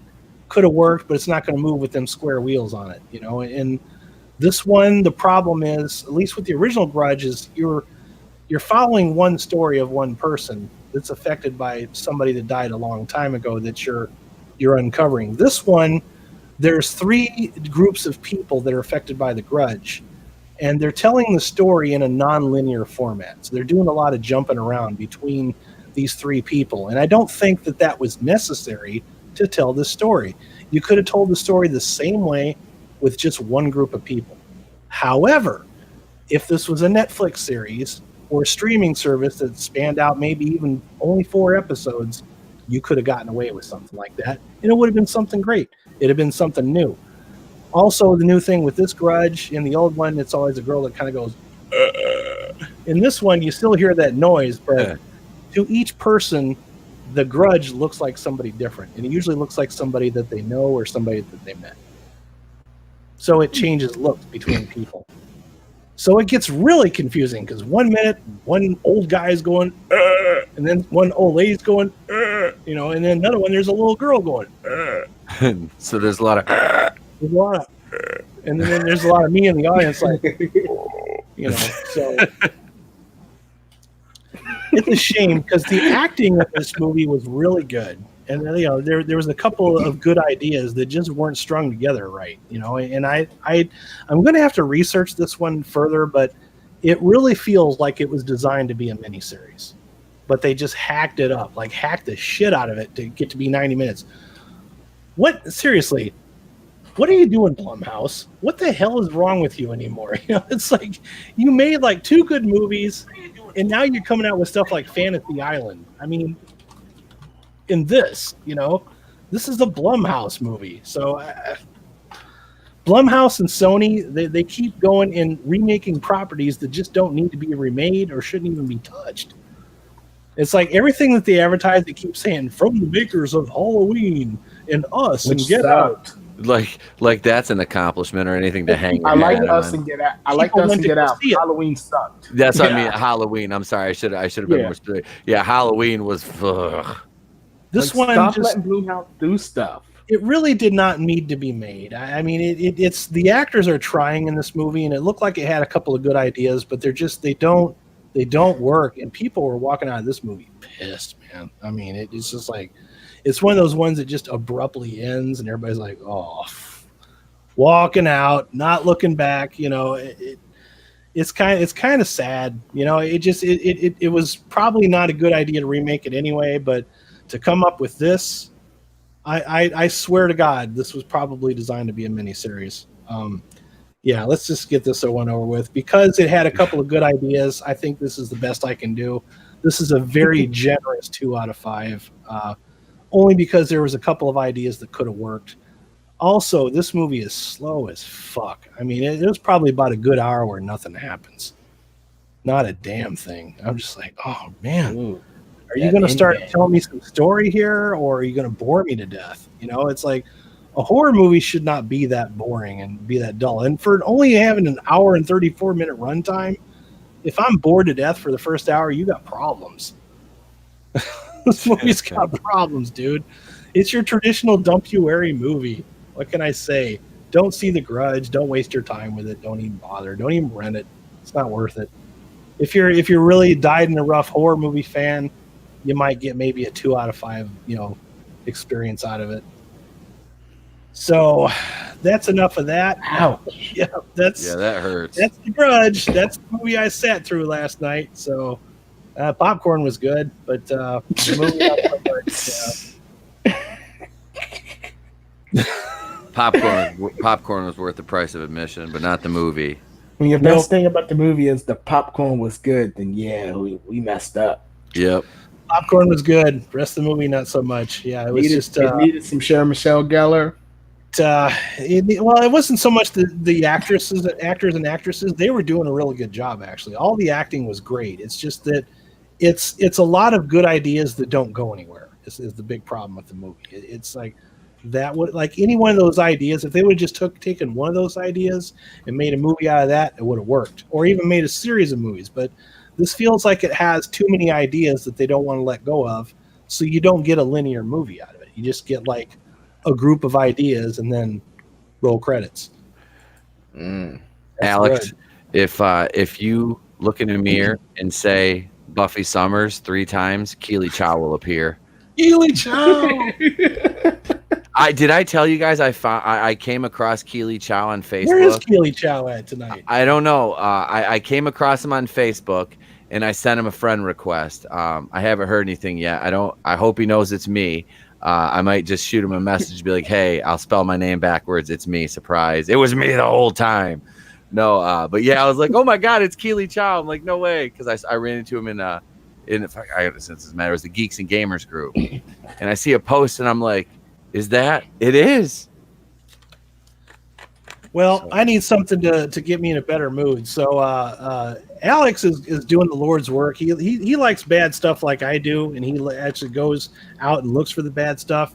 And this is a new segment we're going to have on the show where this week in Tubi, sorry, not YouTube, Tubi, featuring Alex. Alex, what do you want to tell us about Tubi this week, buddy? All right, this week, let's actually get into something entertaining and not going to depress us. Right. Yeah. Let's Yes. This is 2020. Let's get this year off to a good start. Hey, we got one good movie. If you're going to go see a movie this weekend, definitely go see 1917. You got that going for you. Yeah.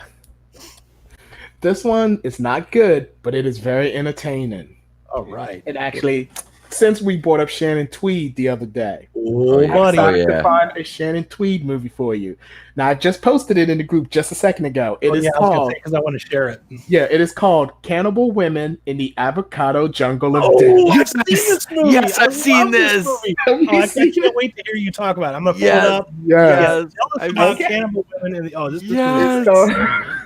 I love you guys. I love this movie. I love you guys. This is why we're in the same. All right. Right. Anyway, it stars Shannon Tweed, who we mentioned, and it also stars Adrienne Barbeau, which, Buddy. if you don't know her, you probably know her from Swamp Thing, but she was also Catwoman in the Batman 90s cartoon. And if you're old enough, you know her as the daughter from Maud. So anyway, oh, and Bill Maher is in this movie, Damn which right. at first I thought it was going to be cringeworthy, but honestly, Bill Maher is the best part of this movie. As much as I hate the man now, he is the best part of this movie. Oh, this movie's fun. Yeah, Yes. this is a bad movie that's a lot of fun. It really is. Yes, it is basically the plot of a feminist scientist, Shannon Tweed, must get called. She gets called by the government to go to the Avocado Jungle of Death, and don't get it twisted. That name is not a joke.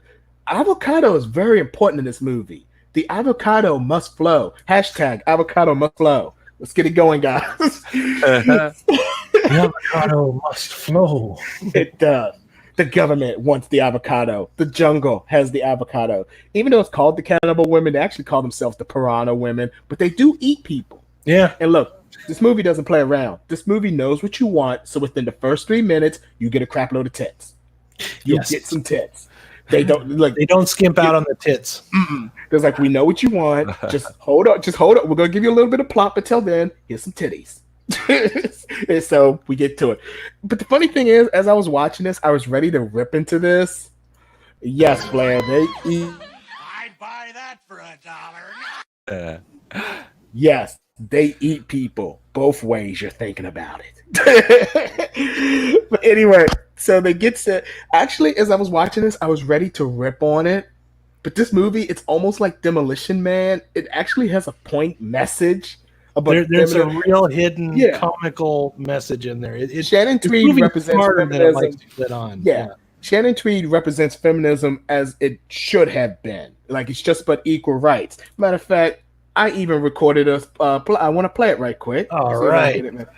It's only just a few seconds that she said. Yeah, I thought hopefully it they was won't very strike important. us for this. Yeah. Let me know if it plays through. Hold up. Feminists like myself and Dr. Kurtz, but we believe in equality between the sexes, not the domination of women over men. Did you hear that? I Yeah. heard that. Yes. So basically, Shannon Tweed is playing what a feminist should have been, whereas Adrienne Barbeau plays another feminist who is about we need to kill all men. Men are evil. We're going to take over the country. This is her actual plan. She's got a bunch of women with spears and some. They want to take over the country. So basically, she's a director of Charlie's Angels. That's Elizabeth Banks. Elizabeth Banks, yeah, she's Elizabeth Banks. Except Adrienne Barbeau is she's hotter. She got bigger boobs.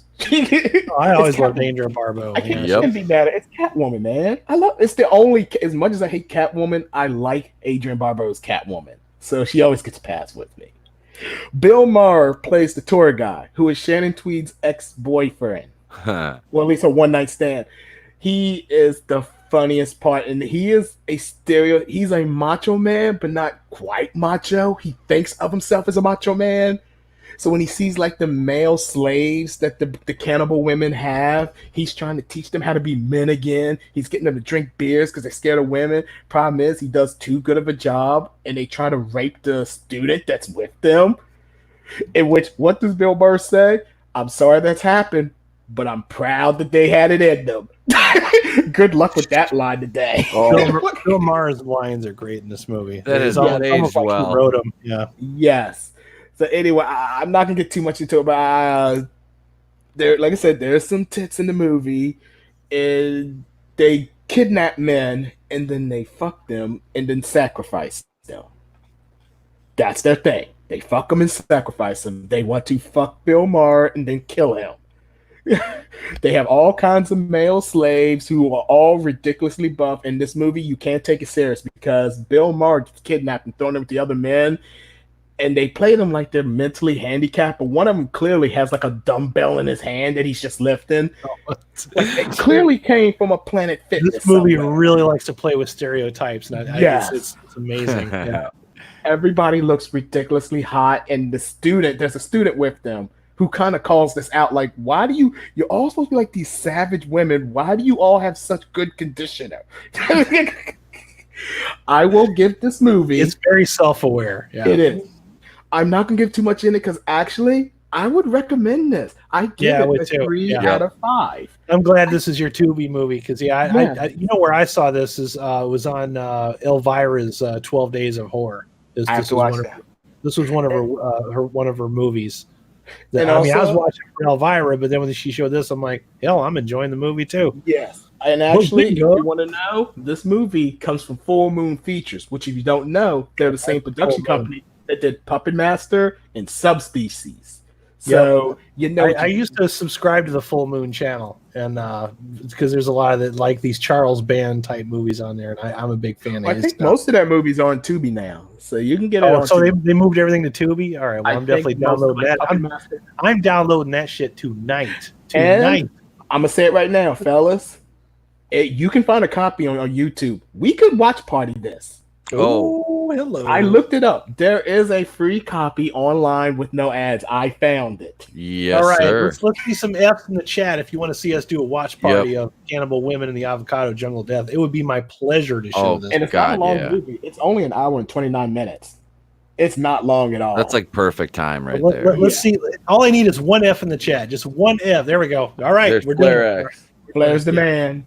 One F was all I needed. Yeah, so this will definitely be our next watch party. I'm excited about it again. I'm glad you've seen it so that we can talk about it together, and I am dying to show this one off. I can't believe you guys knew this one. I was like, oh yeah, no, this one was great. I think I've seen it twice actually. I was ready to rip on it. I thought this was the movie I was going to come in with an angry rant about. Well, these are the kind of movies I look for. I look for something that's like so cheesily bad that it's easy to laugh at and have fun with. But no, I was in on the jokes. Yeah, the last one I did last week was a remake to Plan 9 from Outer Space. That didn't even know existed.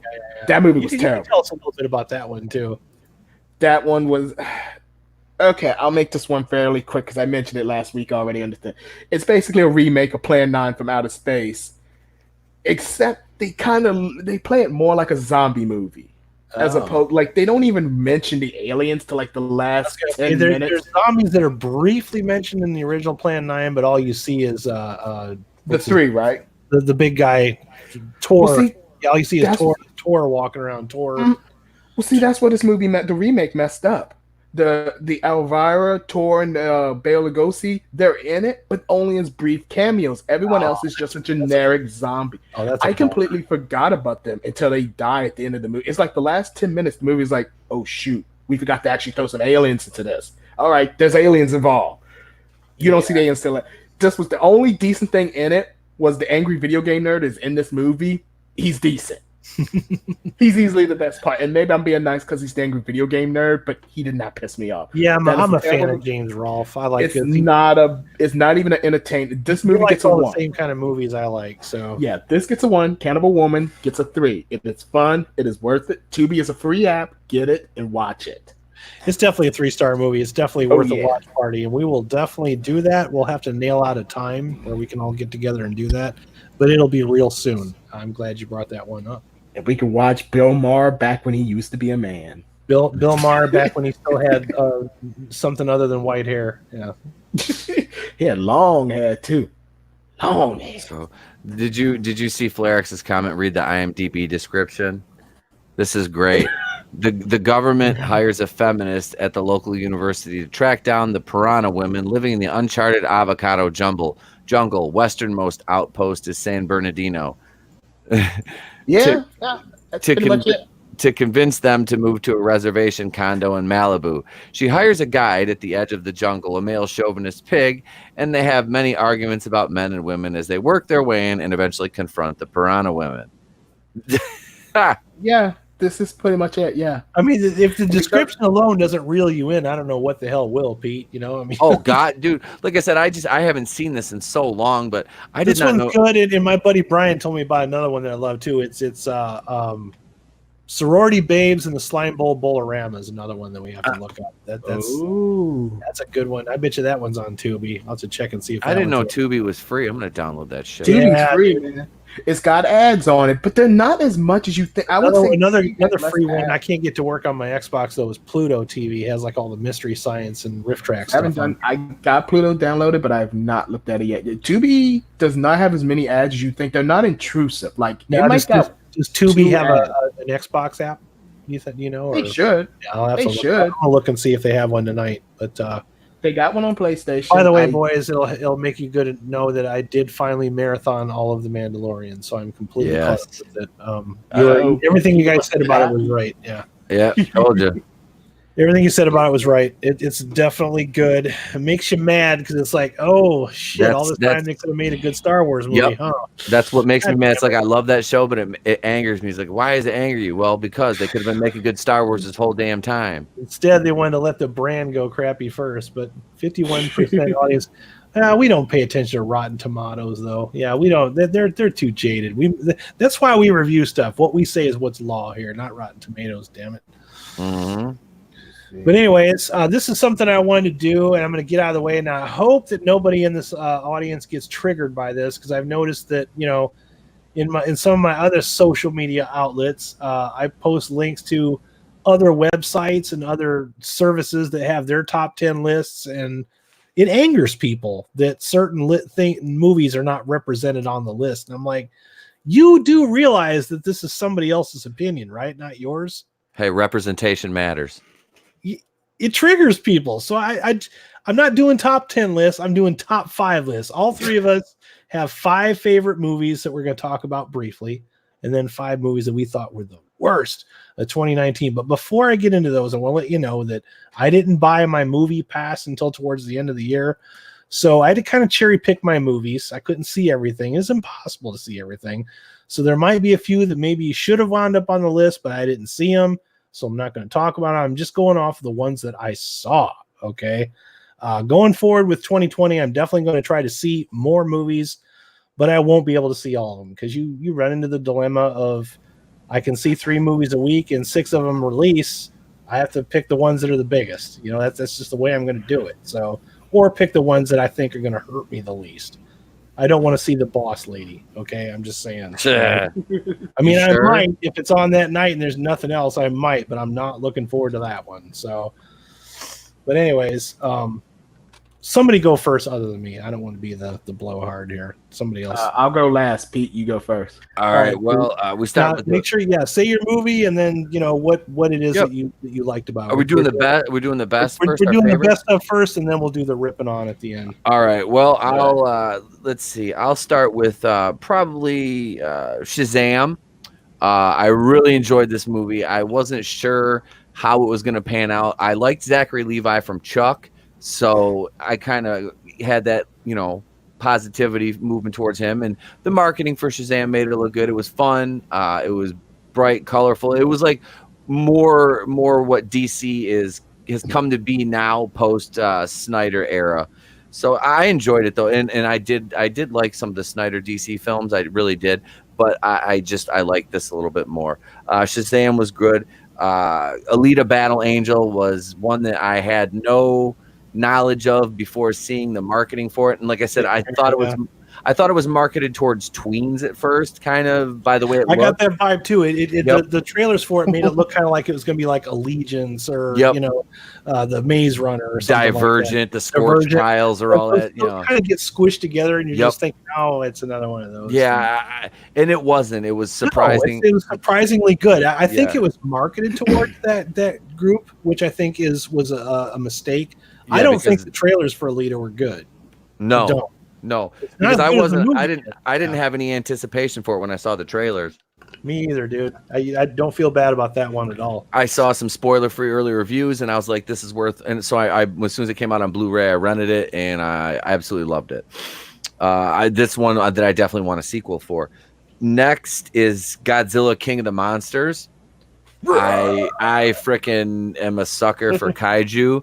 And especially the old stuff from the 50s, but this was Ghidorah, and I really like King Ghidorah, and this was Ghidorah like we'd never seen him before, and it was. Did you say that was SmackDown versus Raw monster style? Yes, I would definitely. It was badass seeing, because all the kaiju's are from Earth, and Ghidorah is this insane 3-headed space dragon, and.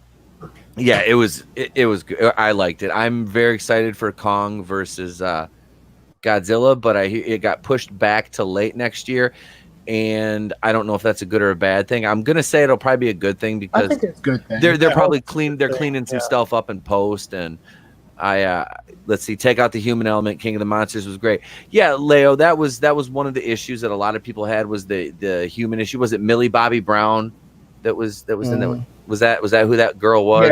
Yeah. From Stranger Things. You see, and I don't know anything about her previously because I was never a Stranger Things fan, never seen it. So I was like, I was kind of meh with her.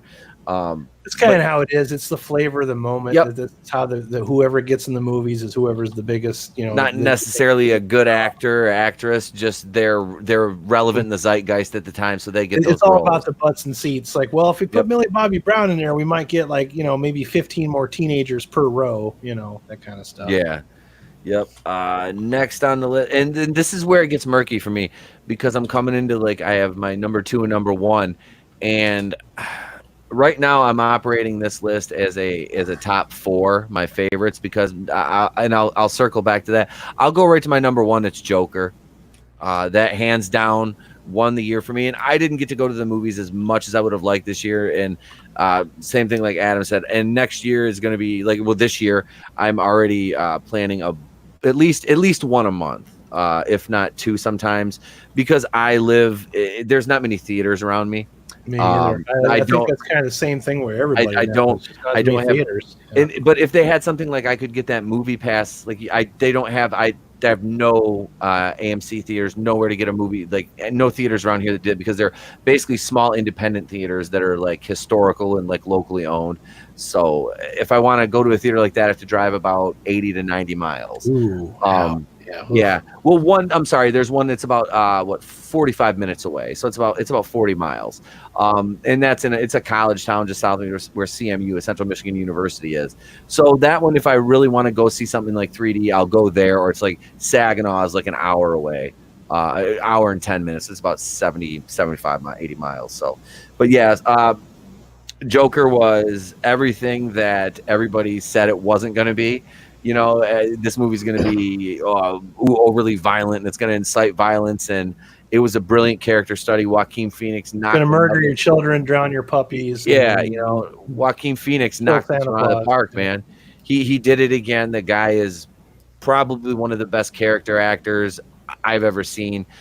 The way he can get into a role, there's a handful of actors like that, and it's true that they are those guys are like 1 out of a million that you're gonna get, that can do a character justice, and he absolutely did in this context, in this universe where Joker was set.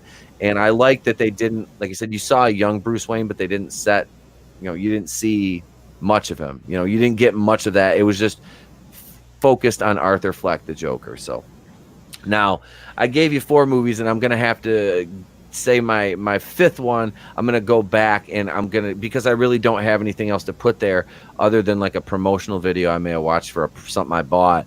But I'm gonna go with Avengers Endgame. That's not number 1. This is my number 5. I went all the way back to the back because I wasn't even sure if I was gonna put it on there because it got so convoluted with the time travel and the quantum realm, and then the Russo brothers having to come out and explain everything for months after the movie. Like, I don't want you as the directors, and Kevin Feige especially, to do it, to come out and have to explain, well, this is why this happened and this is what this means.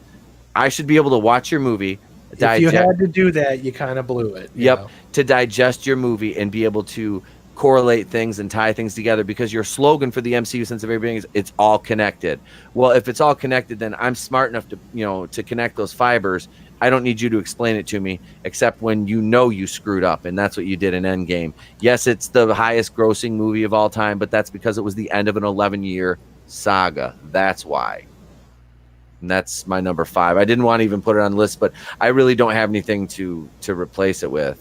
But as more time passes, like we talked about off air, the less fond I am of Endgame. I mean, it's fine, for an Avengers movie, but it's not. It made money because of what it was, not. It was guaranteed seller because it was set up in Infinity War. Infinity War is done brilliantly. Just the amount of names alone in the cast list, the amount of the cast alone sold the movie, so it didn't really matter how it ended up. People were going to show up anyway. It was that kind of event, like everything led up to this moment. We have to be here for this event. It's the very definition of an event film. Yep.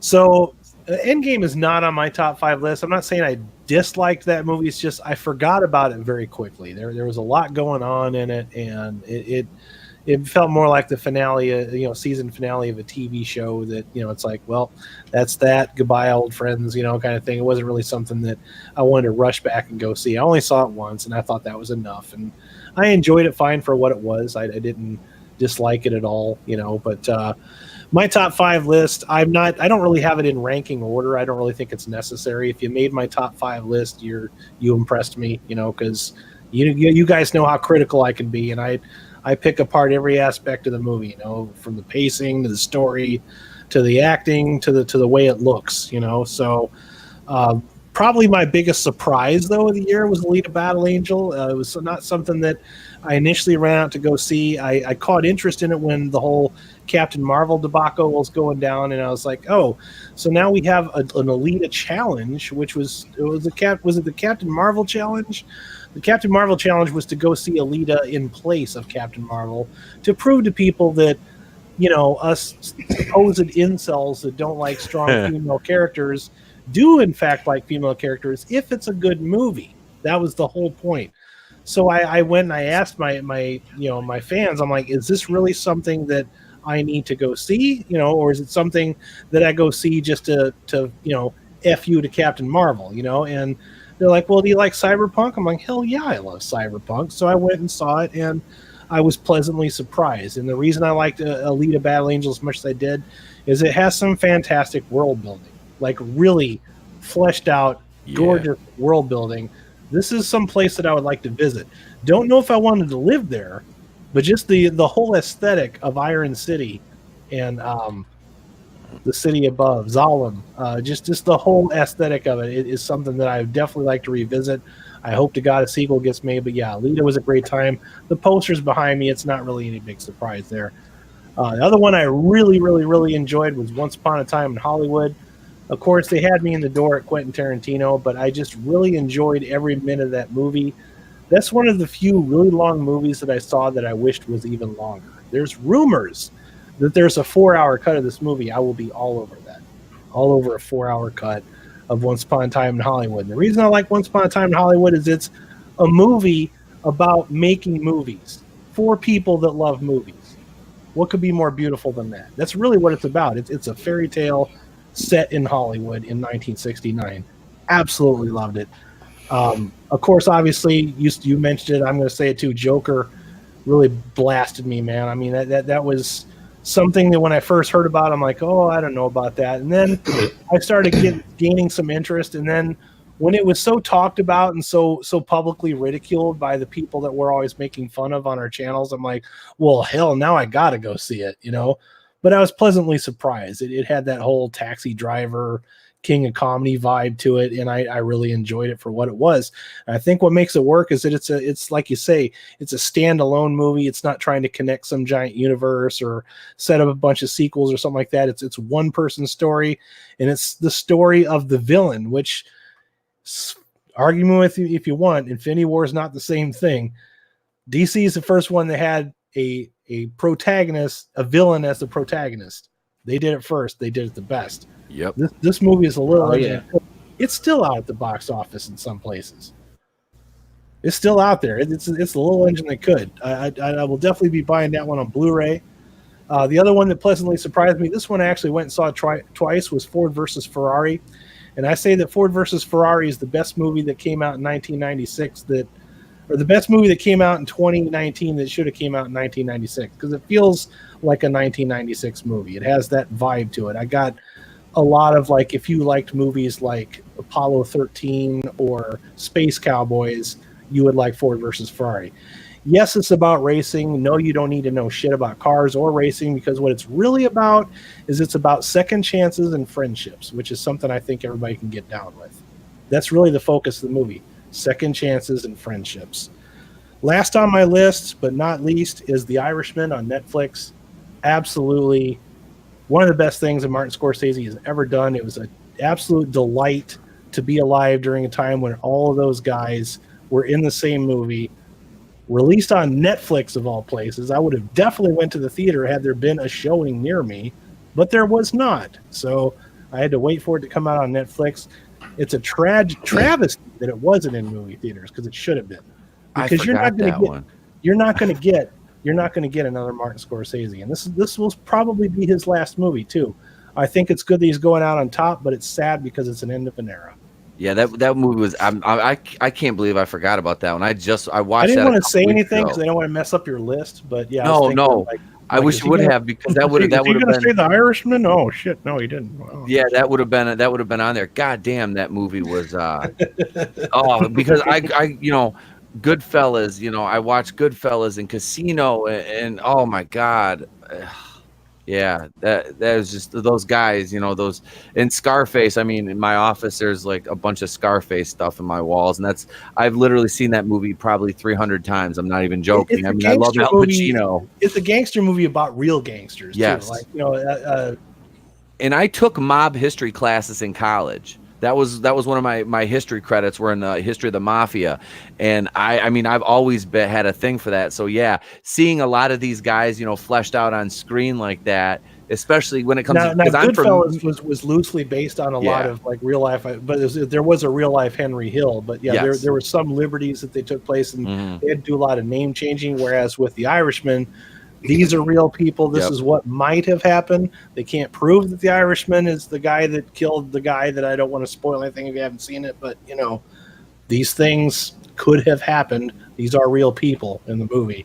And I went to that restaurant before, that Marcus's Red Fox, where Jimmy Hoffa disappeared from. I've been to that restaurant before. When it was still open, back in it was open until I believe it was like the early 90s, because I am from Michigan.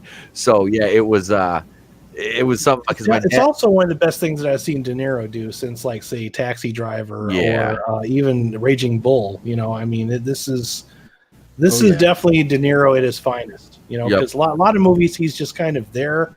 He's either an ancillary character or he's not really given that great of a performance. But in this one, I think he kind of stole the show. I mean, even though it's about him, I think he gave the best performance out of all of them. He was in with all the heavyweights. He was he kind of played I'm trying to think. He was a minor. He was not really the main character, but he had an impact. A Bronx Tale. Yep. A Bronx Tale. He was. Well, he directed a Bronx Tale. Yeah. That was his movie. Yeah. That was his passion project. Yep. Yeah.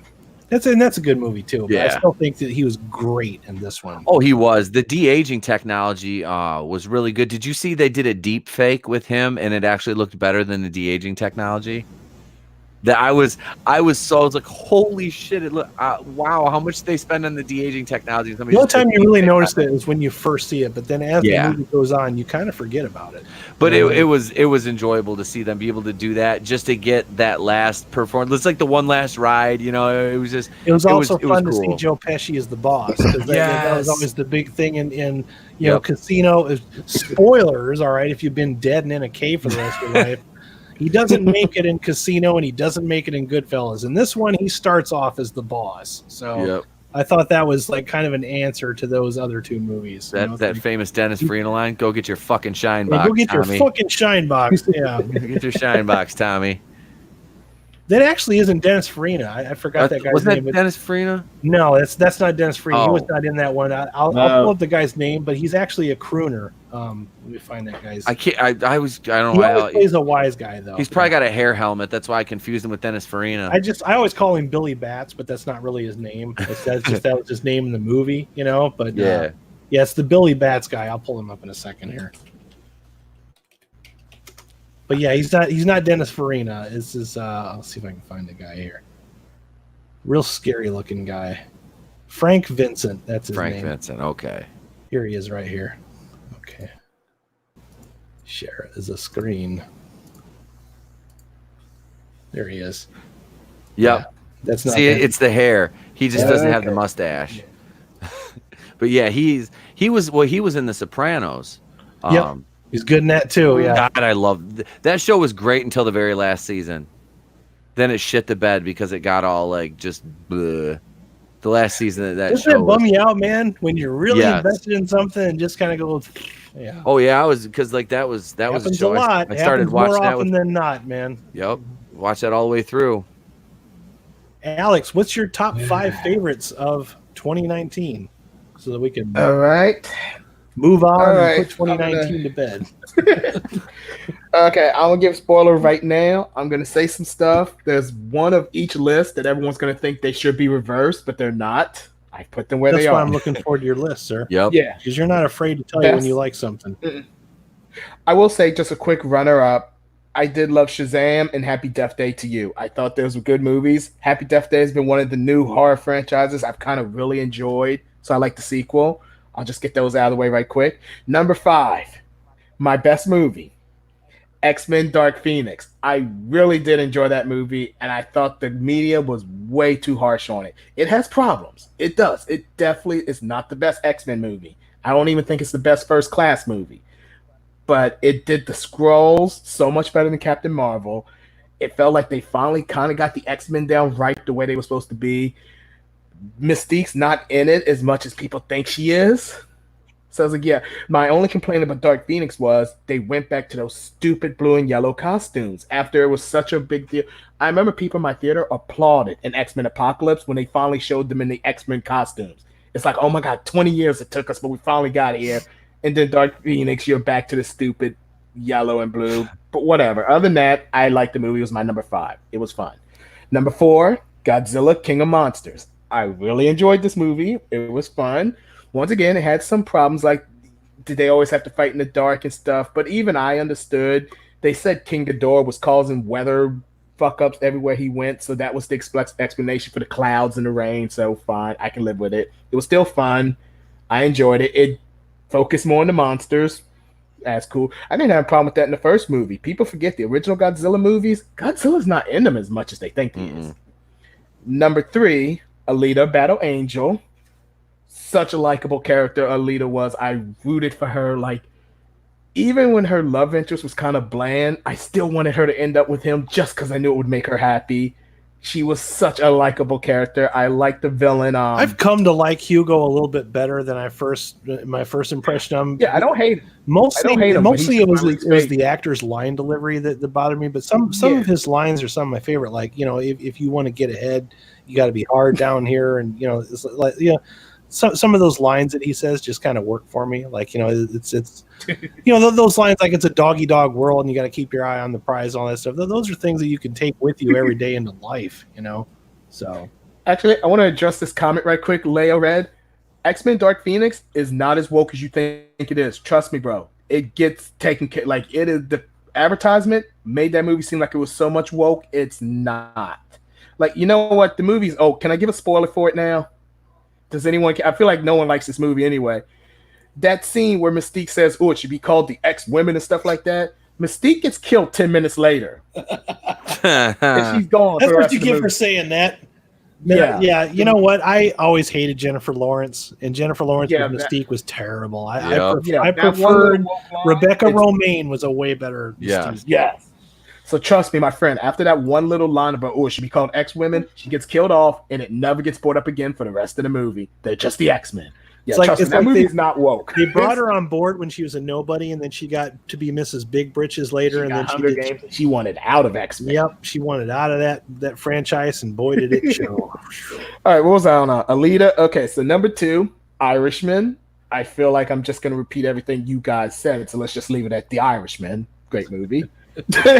Number 1 was The Joker. Once again, I'm kind of going to repeat what everyone says, but I will say this with The Joker. Anyone who talks to me knows that I think The Joker is the most overrated, overexposed character in all comic books. I hate Joker, and even this movie made me like him.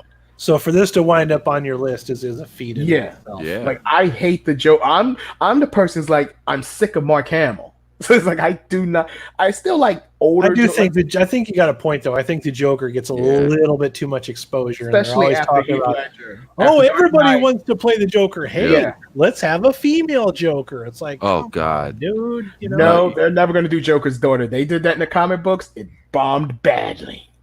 If you want a female Joker, just go see the Emancipation of One Harley Quinn. Yep. I'm pretty sure that's going to be your female Joker. Yeah, the Birds of Prey movie that barely has the Birds of Prey. She wasn't even one of the Birds of Prey, was she? No. I didn't think she was. I'm still kind of secretly looking forward to Birds of Prey. I just love Margot Robbie. I can't help it. Sorry. No, I don't like Harley Quinn as a character, but I do like Margot Robbie as. Yeah, I don't like her costume, but I just like her performance. Like, she's kind of the arch nemesis of them. I mean, that'd be like as dumb as making an X-Men movie where Magneto leads them.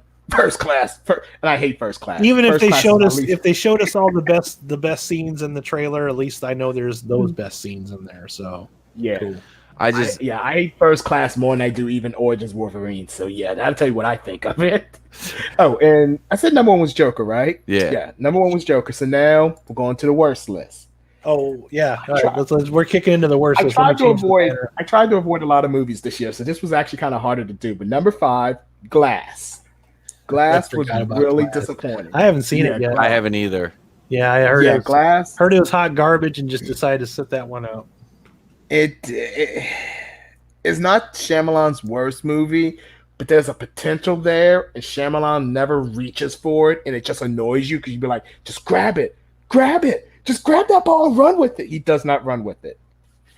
Number 4 is actually one I don't think anyone was going to pick because I watched this with my niece. It was a Netflix original movie called Tall Girl. God, it was terrible. It was this high school. It was with this high school girl who's like taller than everyone, but only by like a few inches. But apparently, this makes her like the Phantom of the Opera. I don't know. It was terrible. It sounds like it was terrible. Some Lifetime Channel shit. Yeah, like I said, the only reason it's even on this list, week on the CW, Taller Girl. Yeah. Yes, this is a CW thing, except no superheroes. But like I said, I only had 4 things, so I had to add something on it. Tall Girl got put on it.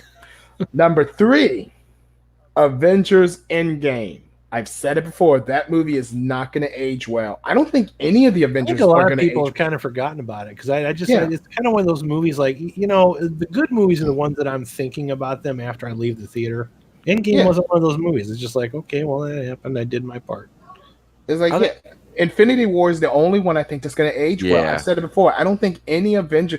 Here's my problem with the MCU as a whole. They never get judged for what the content. They get judged for what they represent. Yep. You can tell that with Black Panther and Aquaman.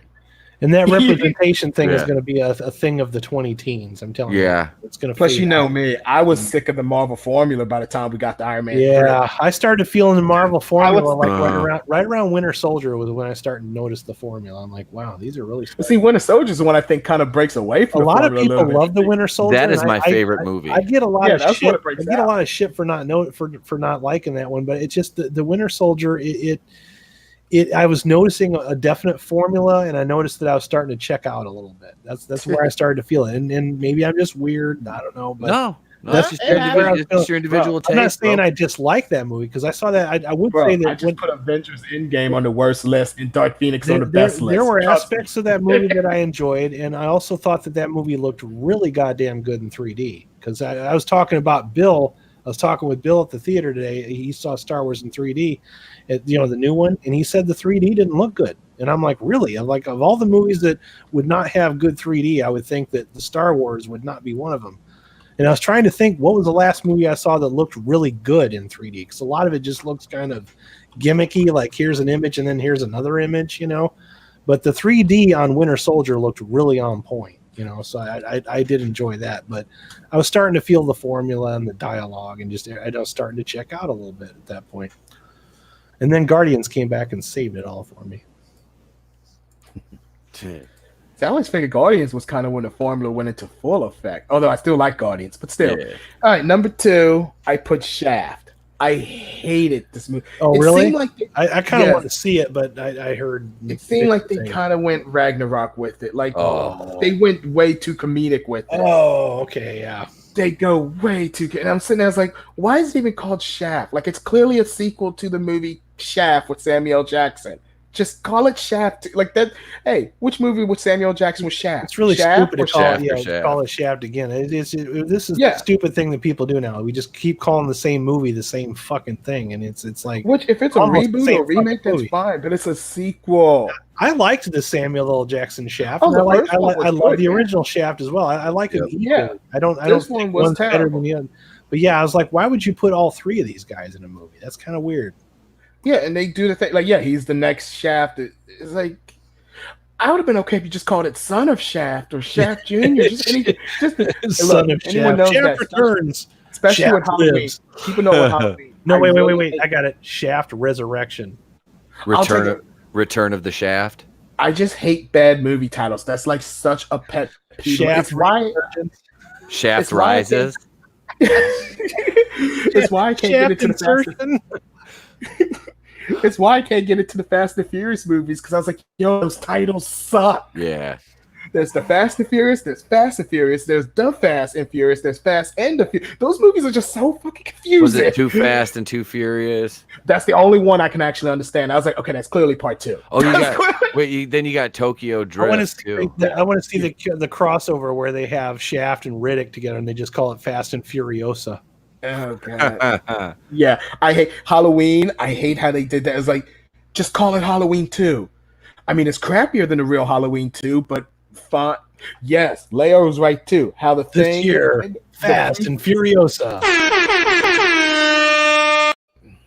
had a prequel to the Thing. They called it the Thing, even though it's not really a remake. Oh, It's a that movie's prequel, fucking hot garbage. but they dude. called it the Thing. I was like, Wait, I hate that so Are you much. talking about the new thing? Yeah, Yeah, the one that and- came out in 2011 is I- garbage. Oh, That okay. movie is I never so never fucking watched garbage. it because Yeah, Some the John people like Carpenter, it. I think the John it's Carpenter shit. one was enough for me. I didn't need to see a Yeah. remake. John Carpenter one is one of the scariest movies I've ever seen in Yeah. my entire life, and I'll stand by that. But yeah, that thing of a thing movie that came out in 2011, I People refuse, call it a remake because of I the refuse title. to but it's acknowledge actually it. a It's not a, prequel. yeah, it's a prequel. It's, Like it's it sucks. ends right with the dog going to like Still what's sucks. his name? Kurt Russell's camp. It ends with the dog. It's If a you, if prequel. you wanted to tie them together, you should have filmed it with practical effects, not that CGI bullshit. And number one, which is probably going to be no surprise, but I did finally finish it, Captain Marvel. Oh, you finished that mess? Captain Oh. It was Marvel. terrible. God. It was terrible. Yep. Told you. Ooh, I'll be fair. I don't think I still got my free trial of Disney Plus. Is Captain Marvel on there yet? Yeah. Oh, It was on there. It was on there day one, bro. Look, They I'll were- be fair. I don't think it's the worst MCU movie. Like, I'll be honest. I will pick Captain Marvel over Thor Ragnarok any day. At least I finished. I knew you were going to say that. Yeah. I don't know about that. That's like They're both asking. bad.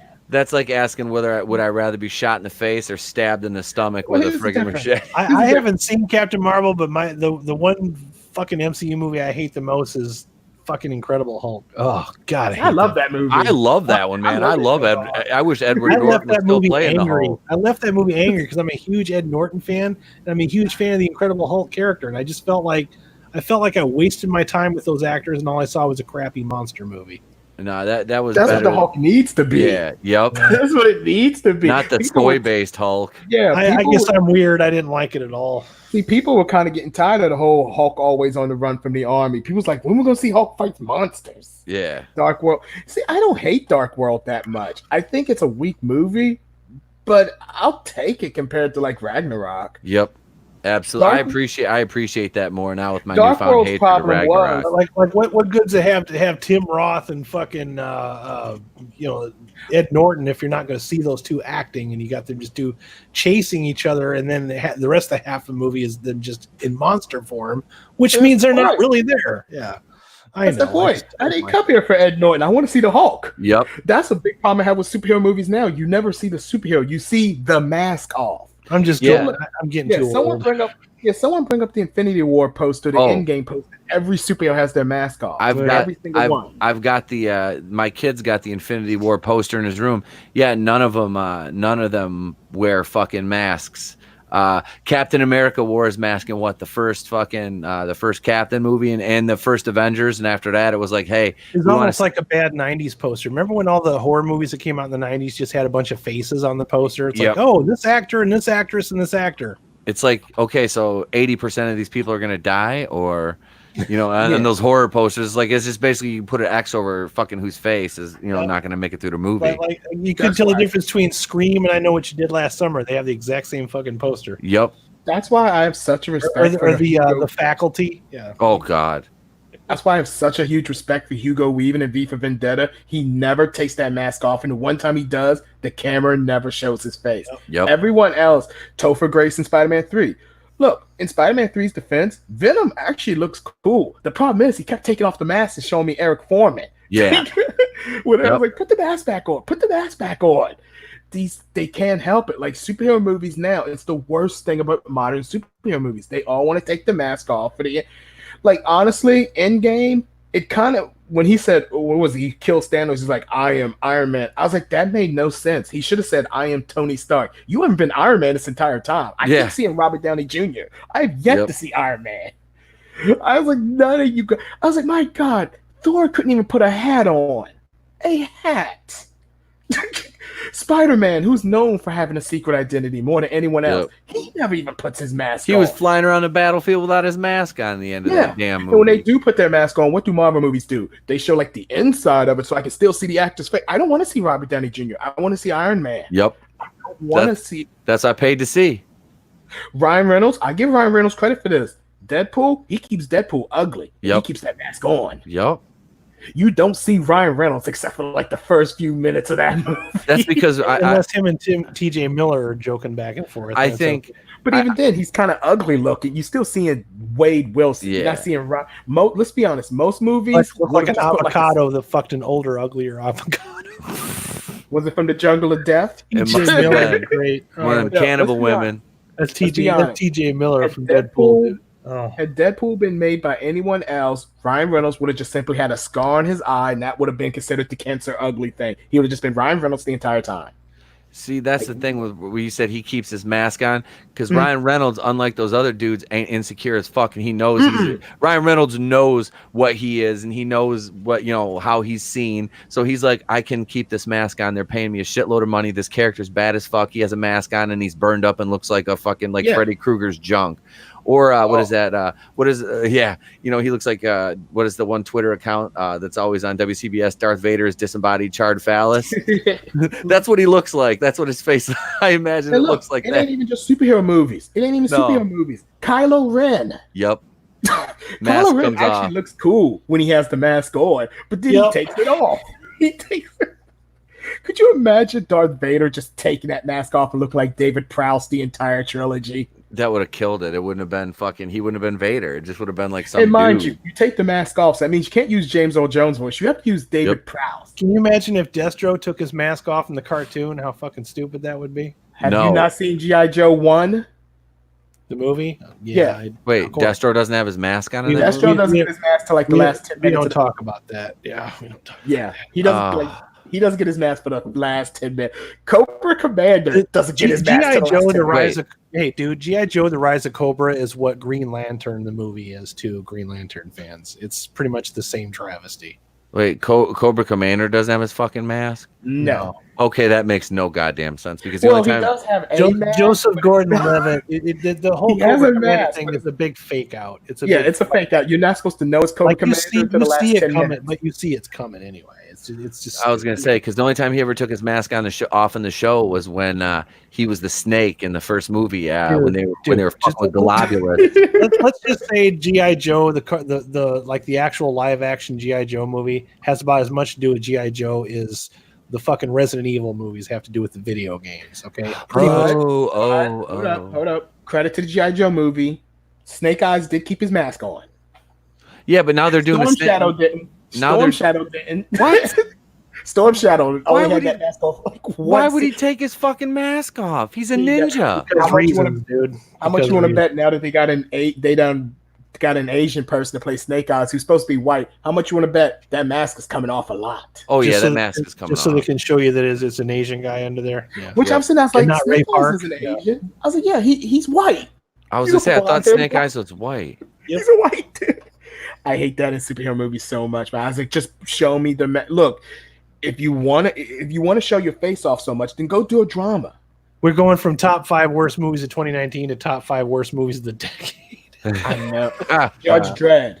Judge Dredd. I've never seen that. I've never seen the new one. I refuse to. Dredd is no. The new one's awesome. The Sylvester Stallone one is the crap one. The Sylvester Stallone one is painful. Yeah, the one with he wouldn't put the mask on, despite the fact that in the comics, Judge Dredd, he's known for never taking the mask off. Carl Urban is Judge Dredd is amazing. It was Carl Urban that played him. It's Carl Urban. He never takes his mask off. Dr. McCoy.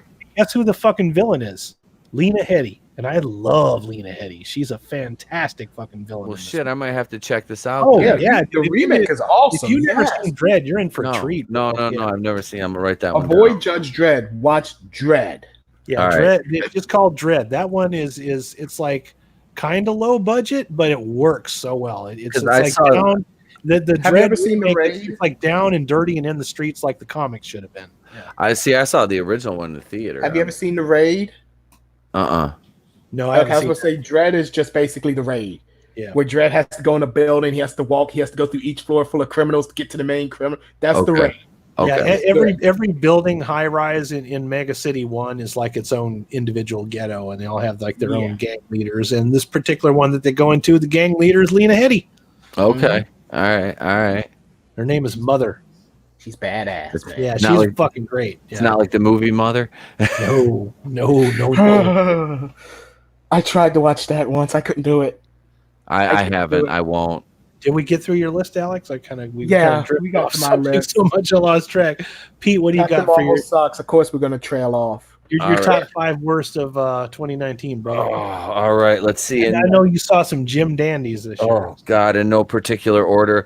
Let's start with probably the least shitty one out of all of them, but it's still a stinker, was Spider-Man Far From Home. I absolutely hated that movie. I hated it. Hey, Spider-Man Far From Funny. That's it. I'm tired of fucking, okay, I don't care. I'm tired of seeing fucking high school Spider-Man. Peter Tingle? Tingle, Pete. He's Peter Tingle. Peter Tingle. Get the fuck out of here with that. Ugh. And I love Marissa Tomei, but every time she said that, I was just like, Hush your face. Hush your beautiful face. Let's see. So I don't like seeing her in mom jeans either. No. Who's that? Started making Aunt May sexy. Yeah, that was a bad idea. I don't quite want Sally Field, but you know, No, I want Rosemary Harris. that's Aunt May. That's Aunt May, exactly. It's weird. Hollywood is so against trying to make female characters sexy, the young ones, but the old ones, they need to look like supermodels for some reason. Yeah, Helen Mirren. Helen Mirren. Yeah, Okay, she is hot. She's a gorgeous lady for her age. She man. is. She's She very is. well. She got some big boobs. She got some ridiculously big boobs. let's see. What's next? Ruby Rose, when she has those. I'll take Ruby Rosette. I love you, Ruby. I love you, Ruby. I love you, girl. I'm talking to you, Ruby. I know you're watching. You ain't got nothing else to do because Batwoman's on hiatus. But it's getting to season 2. I'm so excited. And you just can't hide it. I can't even lie. I miss you, Batwoman.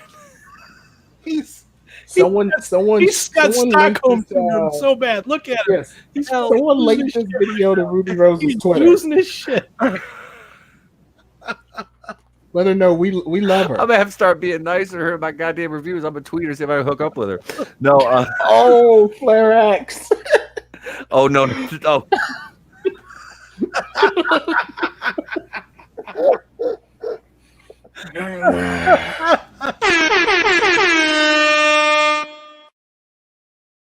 Oh, Flare X dropping bombs. That's why we love you, Flare X. We love all you guys. I'm so fat. I'm out of breath from laughing. I'm out of shape, man. Okay. All right. Look, you just put a wig on you. You shave the beard. You got a chance. Oh shit! I'm gonna have to put a wig on because if I just shave my facial hair off and I stay bald headed, I look like a big ass penis. It's not even funny. I just draw a line on.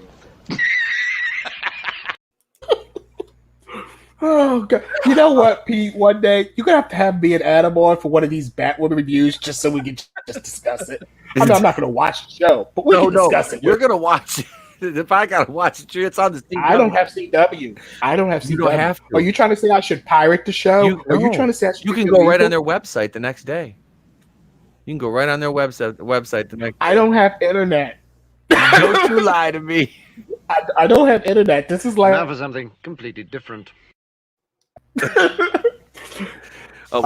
Leo Red, you're gonna have to master the art of scissoring. Sal says, keep the beard. Keep the beard. She needs something to grab onto. All right, I'm fine. Like I said, I'm fine with that.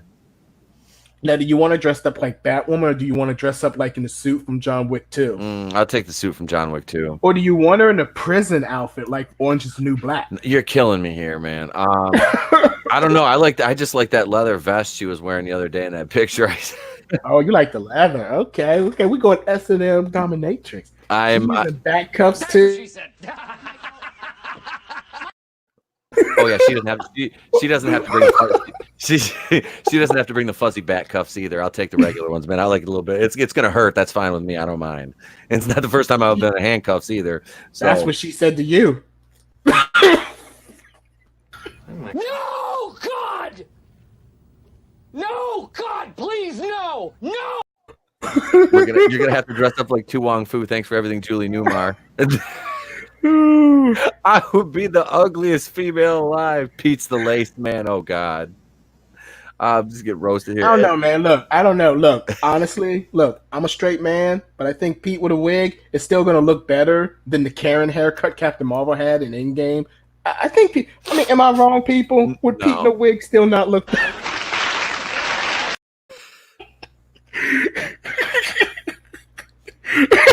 He's blushing, guys. Look at that. That's so much red. Ruby Rose that hijacked the show. I'm a tweeter right now. Hang on a second. Where's my goddamn phone? Tweet Ruby Rose. I got you. She. I know she ain't busy right now. Okay. You don't know that. You might interrupt her while she's in the middle of some hot scissoring.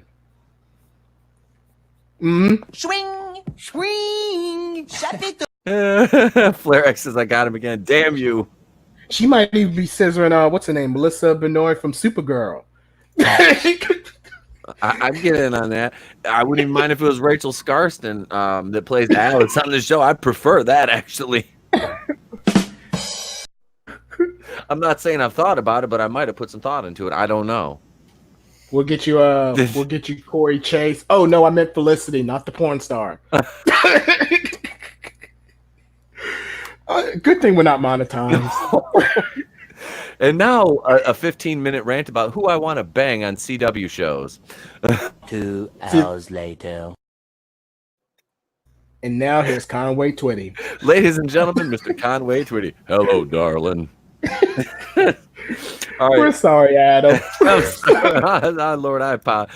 Oh, God. Flare X. Okay. PP. PP. Oh, Heather Come on, guys, Etep Swanson. Let's get some PP in the chat there for Peg Pete.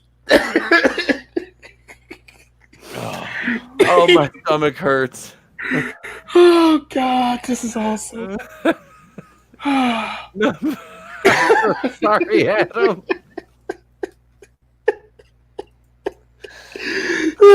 Oh boy, are the people waiting for the playback on this one in for a treat when they get to the later part of the show? Let's see. We had a spicy meatball. Moving along off me getting pegged. Number 4. Look, if it was good enough for Deadpool, it's good enough for you. Hey, like I said, man, if Ryan Reynolds, whatever. Anyway, I'll never live it down. No, I won't. I probably will not. Oh God. Okay, so where was I? Watch the moment it happens. That's the best show That's I've ever when Pete's done. going to do the show standing up. He's not gonna, the moment you see Pete's camera and he's standing up, we know what happened. Why is he shooting his videos at his kitchen counter now? Shut the fuck up. Watch the video. Just shut the fuck up. Listen to my goddamn video. Like, isn't it hurting just standing up holding that computer? No, it's fine. Shut up. I'm fine. Are you sitting on a donut? No, goddamn, mind your business. Quit being so fucking nosy. You probably should sit on a donut though. I probably will if it ever happens. Let's see. That'd be a hell of a story to tell on a live stream. Hey, guess what I did the other night? I let Ruby Rose nail me. Really? You nailed Ruby Rose? No. Now, if any of you guys watching want to take an audio clip of that, Pete saying that, I really appreciate it. We'd add it to the sound rotations we do here. Yeah, I will. I'll put it. Yeah, we'll put it in the sound rotation. Just put a little picture of Pete. What happened? Ruby Rose nailed me. What happened? What are you gonna do, See, right? if people say we What are you gonna do, homophobic, right? people say we homophobic. We just went 15 minutes talking about how we love this lesbian lady. I know. This lesbian actress. We love her. I don't even think she's a I real think lesbian. she's the best part of it. I think she's gender fluid. Speaking of which, anyway, I think just she's you like trying to get her. an Anne Hesh type lesbian. yeah, it's just like Oh, you trying to say situationally. She's a situational lesbian. Yep, All right. Let's see. Number 4. lesbian for hire. Lesbian for I'm sorry, we're interrupting your count. I thought you did your worst movies already. This stream is so getting yanked. I think the only Etep at Etep Oku's place. Am I getting kicked again?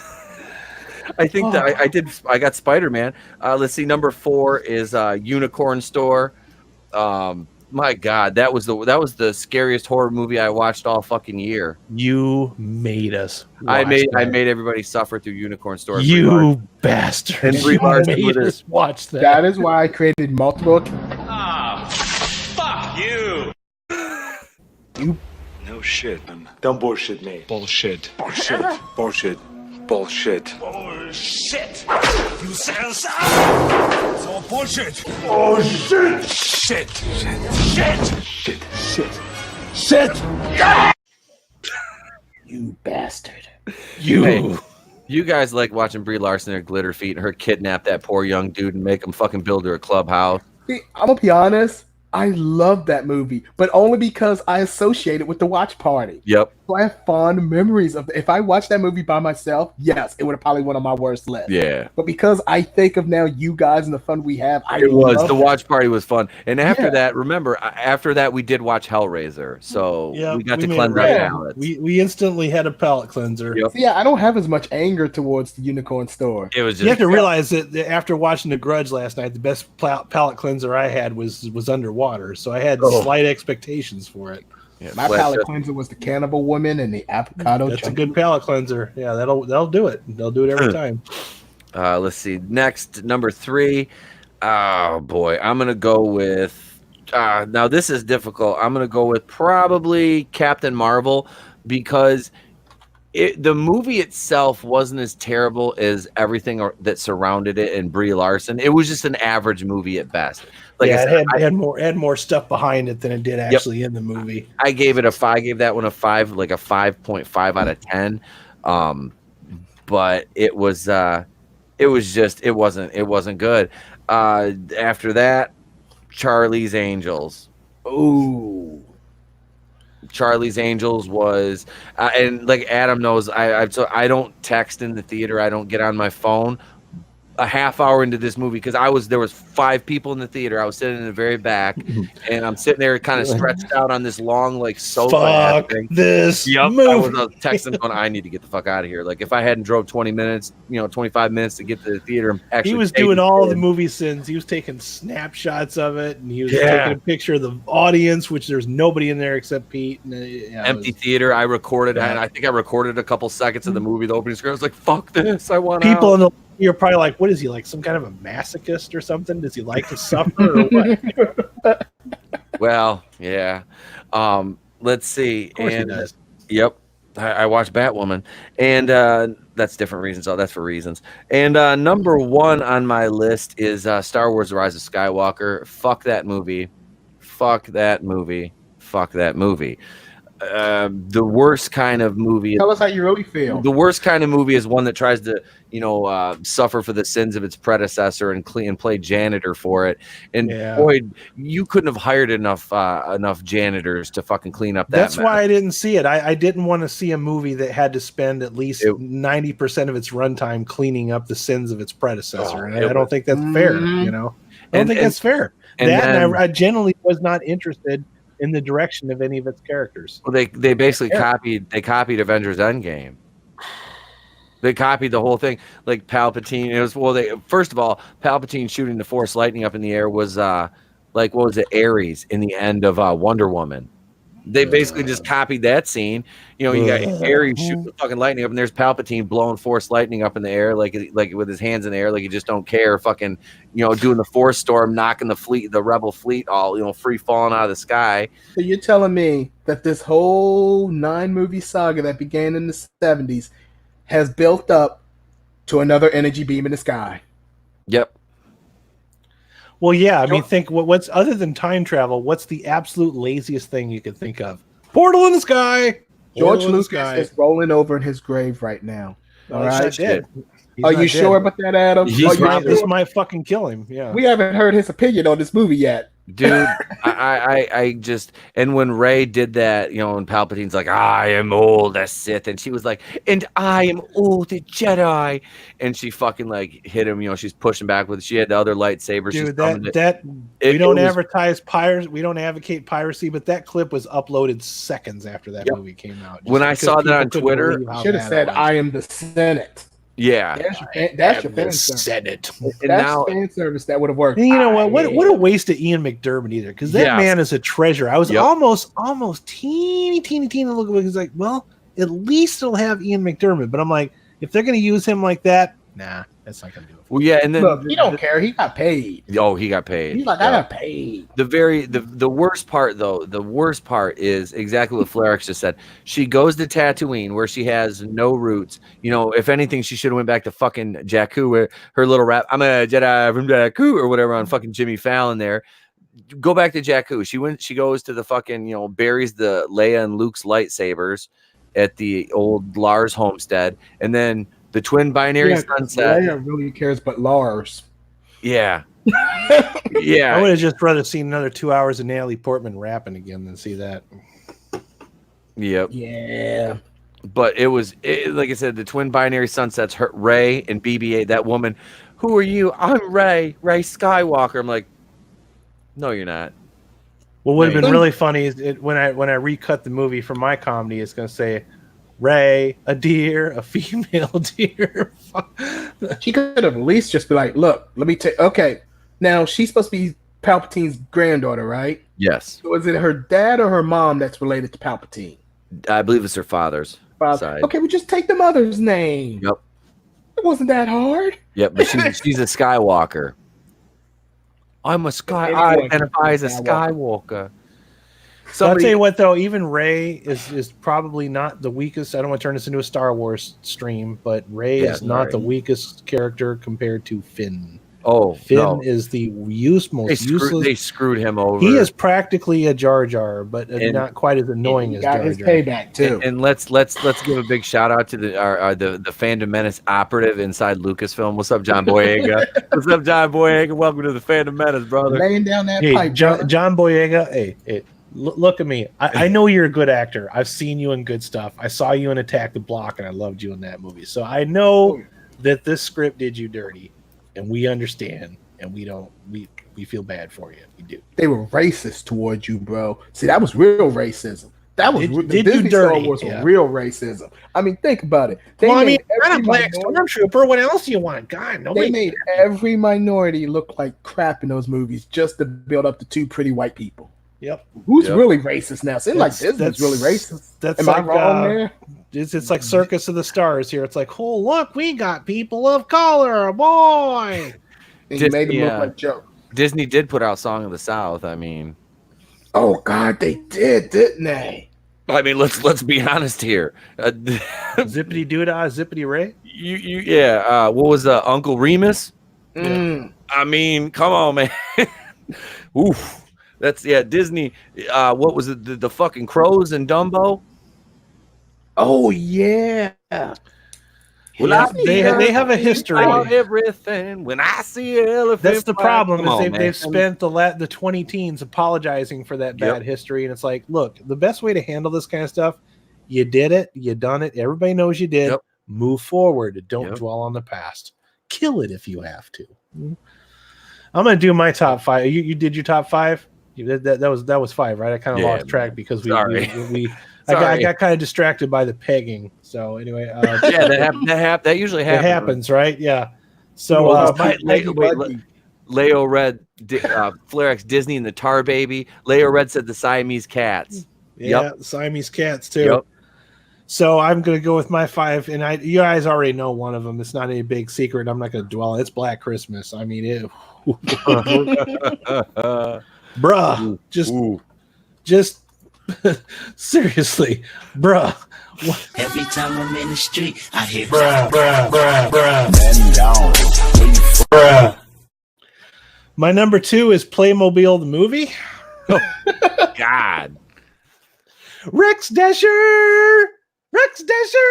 Oh. Number 3 is 21 Bridges. And for that one, mostly because it looked like it could have been really good, and it could have. I mean, you had everything going for you. You had Chadwick Boseman, you had J.K. Simmons, you had fucking damn, I can't think of the name right now. I'm so bad with names. Fucking the guy from Spawn who played in the Spawn animated series. Keith David. You had Keith David in a movie, and he gave him no lines. How do you put Keith David in a movie and not give him any lines? That in of itself is a cinema sin. Fuck. Keith David away. No lines. You had a plot. You had no plot. I ain't talking no more. you had this setup for something that went nowhere, and then when you thought it was clever, everybody predicted it back like 30 seconds after it started, and that was all you had. It was so disappointing. Real major bummer. 21 Bridges. Sadly, nobody's talked about it. Nobody will remember it. I didn't see Cat, so it probably would have been in that slot. But since I did see 21 Bridges, it sucked. It was a bummer. Hated it. Next one is Hellboy. Oh, yeah. Hellboy was really bad, and you know, I was one of the biggest people that was chirping on about how, you know, I didn't want to see anybody other than the original Hellboy play him, you know, the one that was in the movies. I was one of the biggest people that cried about that, and then I thought, well, I'll give David Arbor a try, you know, and yeah, the first trailer looked really bad, the second trailer looked really good, and then I realized that the God damn you. There's my girl. I gotta remember to change that back for my show. You won't. You won't. I'll make sure that we distract you so you won't. God damn it. God damn you too, Alex. He's got that fucking Idris Elba. Wait, let me see.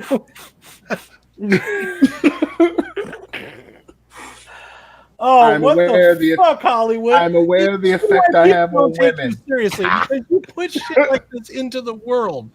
This is a naked, furry Idris Elba sitting. Hey, cancel party. We will cancel the apocalypse. Yeah. God, dude. Oh, you guys are the worst. Yeah. Hellboy was a mess, man, and it looked like it. The problem with Hellboy is that, well, not to mention David Arbor was terrible in the makeup, like really bad, like he was struggling with it. But Hellboy spends so much time setting things up that don't matter. Like, you introduce somebody, immediately rush to their backstory. Here's this person, here's their backstory. Here's this person, here's their backstory. It's like, what does this have to do with the fucking movie, man? It's like you forget the actual plot of the movie by the time it comes. And then you got Mila Jovovich, who, peace. I love Mila Jovovich. I hate her in this movie. All of her dialogue feels like you took every 90s and 2000s superhero movie, took out snippets of dialogue, taped it together, and made her say those words on camera. That's what it came off as. It's like one of the worst performances I've ever seen her do. And now, because you made that, instead of just making Hellboy 3, instead of just letting the original, why can't I remember the name right now? Damn it. Because I'm like a huge Hellboy fan. Was it Ron Perlman that played him? Ron Perlman, thank you for helping me remember his name. I'm a boomer and I'm like getting senile. Yeah, Ron Perlman was Ron Perlman brought a level to that character. Like he made that character extremely likable. You know, like he gave him people underestimate Ron Perlman. He's very good he was very good with that role. And see, the original Hellboy had a lot of heart. This was just like an assemble by committee trying to set up a cinematic universe. And the first two Hellboy movies set up something really great that didn't get cashed on. And because this movie was so bad, we'll never see the Hellboy 3. So fuck you, movie, and fuck Hellboy 2019. Actually, if Ghostbusters has taught us anything, this probably will guarantee us a Hellboy 3 now. I don't know. Hold out hope, my friend. Hold out hope. I mean, I would like to see Ron Perlman do one last ride, even with a different director, just to see how those. Just want to see him do one more role in that makeup, because I really enjoyed that character. It was kind of cool. It was kind of humorous. It had like a horror element to it. It had an action element. It came out during a time when superhero movies weren't a regular thing. Comic book movies weren't a regular thing, so it was kind of refreshing and new at the time. I don't know. The Hellboy 2019 is none of that. It tries to do that, but doesn't do it very good at all. And then, of course, my last one, same as you guys, Unicorn Store. Pete made me watch it. I sat through it. Even though that didn't originally supposed to come out, it was like supposed to be 2015 or something like that. They shoveled it onto Netflix right after Captain Marvel. What a pretentious piece of shit that movie was. Oh, dude. it was. So it was supposed to be a coming of age story, and it was so bad. Scary. Had I seen Charlie's Angels, it probably would have gone on that list, but I didn't. But I did sit through Unicorn Store, and that's all Pete's fault. So. I hope that boy survived that movie. Oh. I don't think he did. I think Ruby Rose could have saved him. I think she could have. She could save me. Come here, Ruby.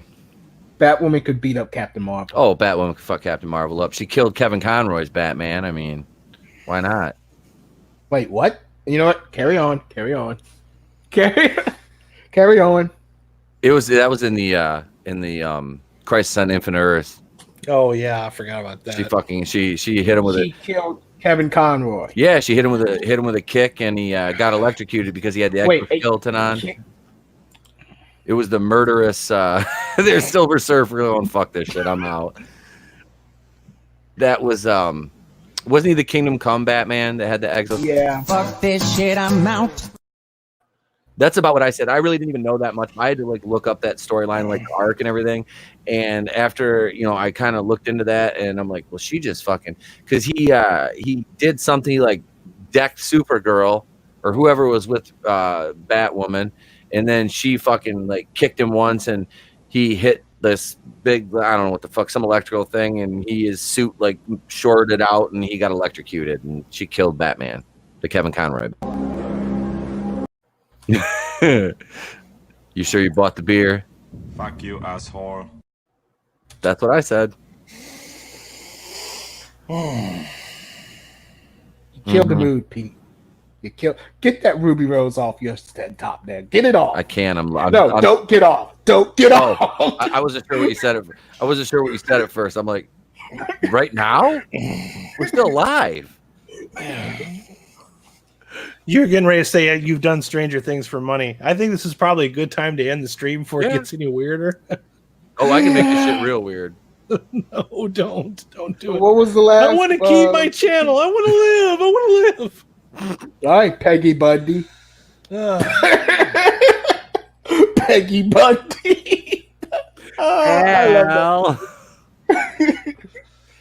Anyways, if we don't have any more comments, I think this is probably a good place to wrap it up here. That's the end of our list of 2019, and we won't talk about it anymore. We're moving forward now. I am definitely making a plan to see more movies this year. Some other things I got going on the channel, I'm working on designing a new logo. So I'm going to rebrand the channel. I'm not changing the name or anything. I'm just changing my logo. I'm trying not to look like I'm ripping off of Lucasfilm as much as I do.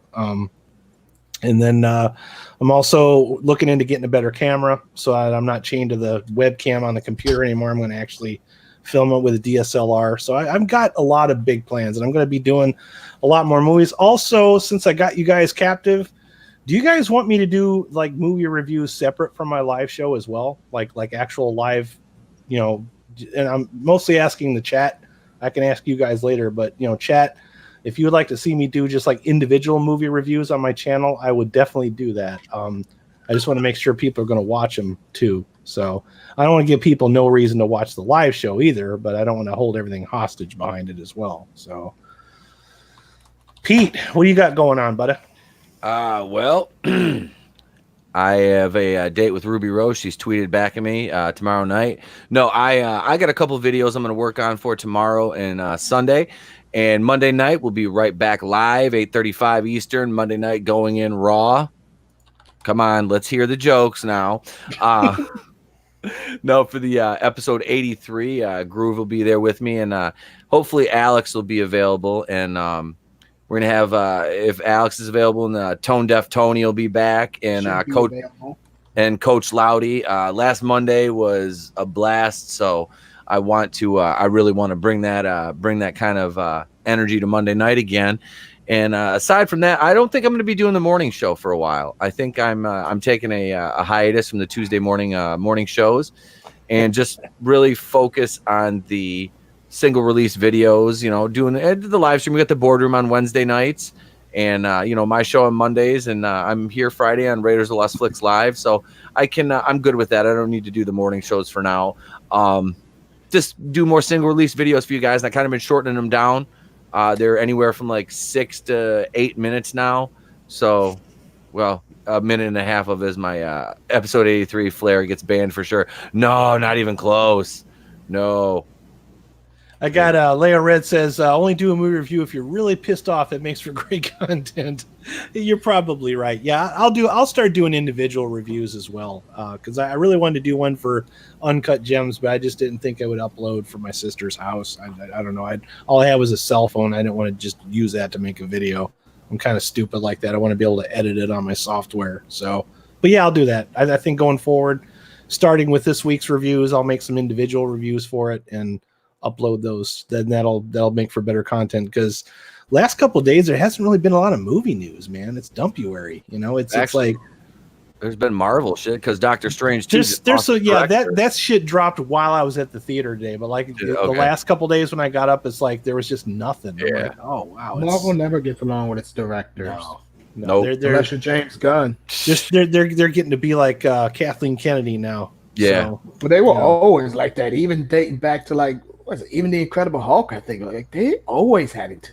Didn't Jon Favreau? He get fired from Avengers. Like he was supposed to direct Avengers. No, I don't think think he was so. ever. I don't think he was ever slated to do Avengers. No, no, don't remember that was ever being a thing. Because if it wasn't for Jon Favreau, there would be no MCU. Yeah. He's their golden goose. They owe him shit. So he should have did Avengers 1. Yeah. God, maybe. I mean, I liked Avengers 1. I don't mind it. Yeah, I like Act 2 and I'm not opposed to Joss Whedon though, because I'm a big Firefly fan. So See, I'm just tired. Josh Whedon got a style, and it's just basically quick.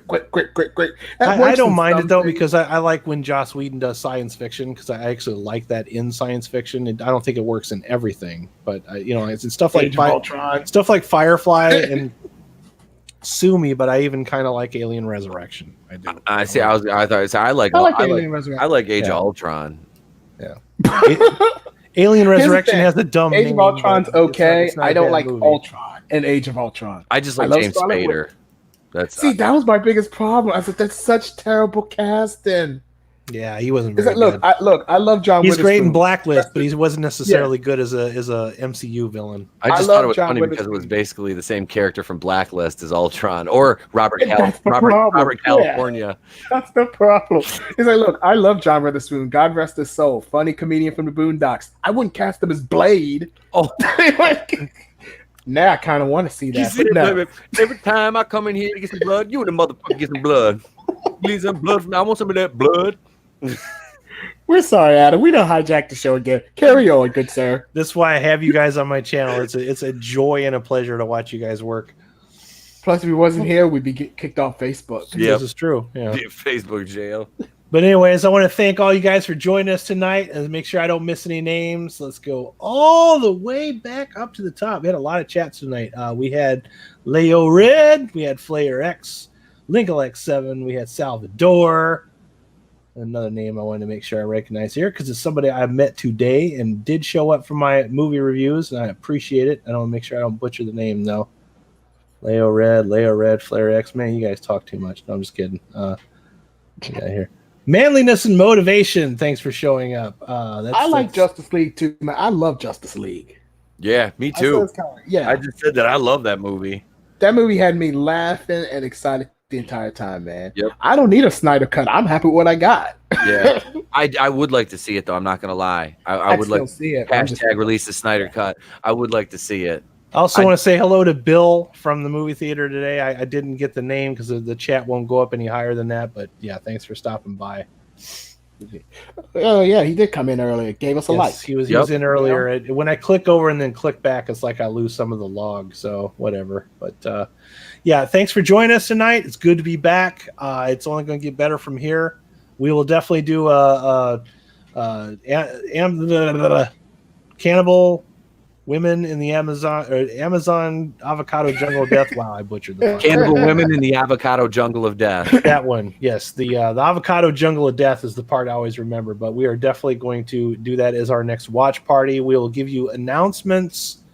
I will probably put them into my videos. I'll also put them on Facebook. I think most of you guys are already in my Facebook, but if not, join it. Also, I'm on Twitter. Twitter handle's right next to my name here. Off, OTLF. So make sure you join that. But I will see you guys in the next one. This is the Groovinator signing out for Raiders of the Lost Flicks Live with my co-hosts Pete and Alex. You guys have yourselves a groovy day, and this is the Groovinator signing out. Peace. Don't get pegged. I love you.